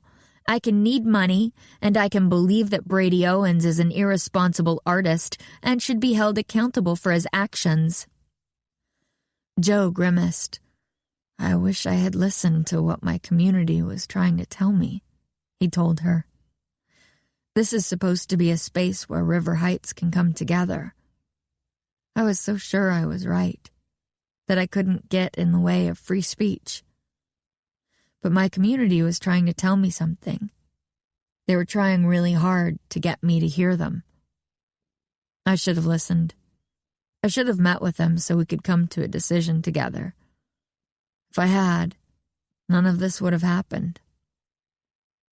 Everyone paused to let his words sink in. Officer Parker broke the silence. "Okay, it's time to go. Joe, we'll need you to come give a statement later on." He gave us a nod and led Erica away. Joe watched her leave, still processing everything that had happened. Then he turned to me. "Thanks for saving the zebra finch. I never could have lived with myself if it had gotten stolen on my watch." "My pleasure," I said. "I need to admit something else," he said. "I went up early to Brady's room and saw that it had been destroyed before I met him for lunch. But I didn't say anything, because part of me wanted to see the look of despair on his face when he saw it. It's been a long time. but I still wanted payback for our fraternity's talent night. It was petty. I guess time doesn't heal all wounds, I said. I guess not, said Joe. Suddenly, the adrenaline that had been driving me for the past several hours drained out of me, and I was exhausted. I think it's time to go home, I told them.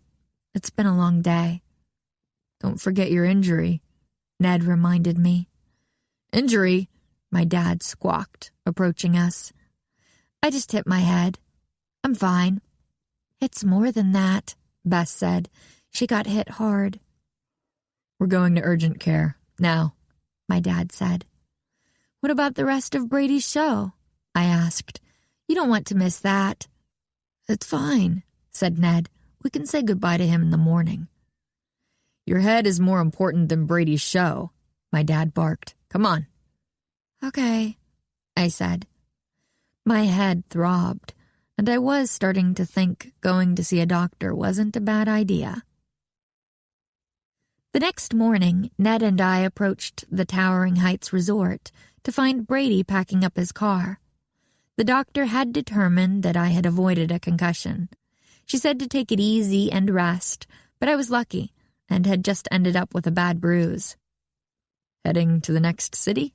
Ned asked. Yep, Amherst, Massachusetts, here I come, said Brady. Sorry we missed the end of your show, I said. Are you kidding? He asked. As excuses go, I was saving a world-famous painting from being stolen as one of the better ones. I laughed. I just can't believe I was used as bait in an art heist. That's crazy stuff. Might be movie material, honestly. I spotted Tammy walking toward us, her arms swinging in her signature confident stride. She walked right up to Brady. Hi, I'm Tammy. I'm the leader of the River Heights Victims' Rights Advocates. She shook Brady's hand, and I wanted to apologize. For organizing a boycott of my show? Brady asked. There's no need to apologize. I'm glad you did. You got me to listen to things I needed to hear. No, of course not. I'm proud of the work we've done, and I caught your show last night. I'm glad you apologized on stage. That was the right thing to do, Tammy said. I need to apologize about yesterday. You see, I went to your hotel room to deliver the signed petitions asking you to cancel your show, but when I got up there, the door was open. I saw your notebook just sitting on the desk, and I could see that you were working on new jokes. And at that point, you were still acting like jokes were just jokes, like you could do anything without consequence. I thought ripping them up would finally get the message across. And I've felt badly about it ever since. Ripping up those pages goes against what I believe, and it was wrong. I'm sorry. Tammy looked at Brady and waited for his response. You know what? He said after a few seconds. I'm glad you did it. You were right. Those jokes were destructive. They were so destructive that someone was able to use me and what I'd said to cause such a kerfuffle that she could try to steal a painting. If I wasn't a comedian who insulted people, she couldn't have used me. I need to start over and think about what I actually want to say, so I'm glad you came over and said sorry. But I am going to say thank you. He reached out and shook Tammy's hand again. Tammy and Brady were smiling. Both were clearly happy with the turn of events. All right, kids. I gotta hit the road if I'm going to make it to Amherst on time. Thanks for everything, Nancy. I hope Carson writes about this case in the Christmas letter. It's a doozy.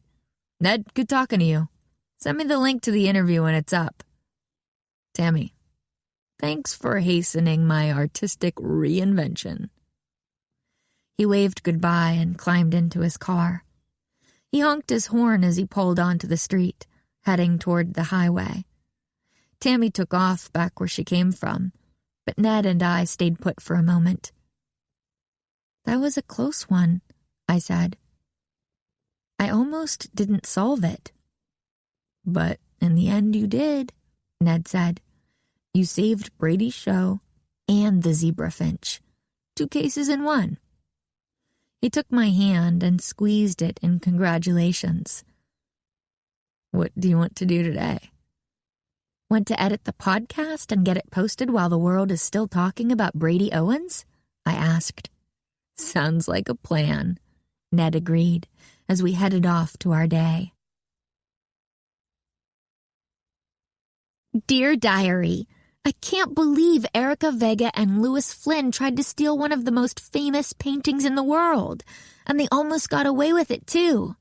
This was one of the most complicated cases I'd ever solved. Ned was right when he described it as 2 cases in one. In the end, though, the zebra finch was safe, and it seemed like Brady had learned a lesson about the power of words, so I guess it all worked out. I just wish it hadn't been quite so close.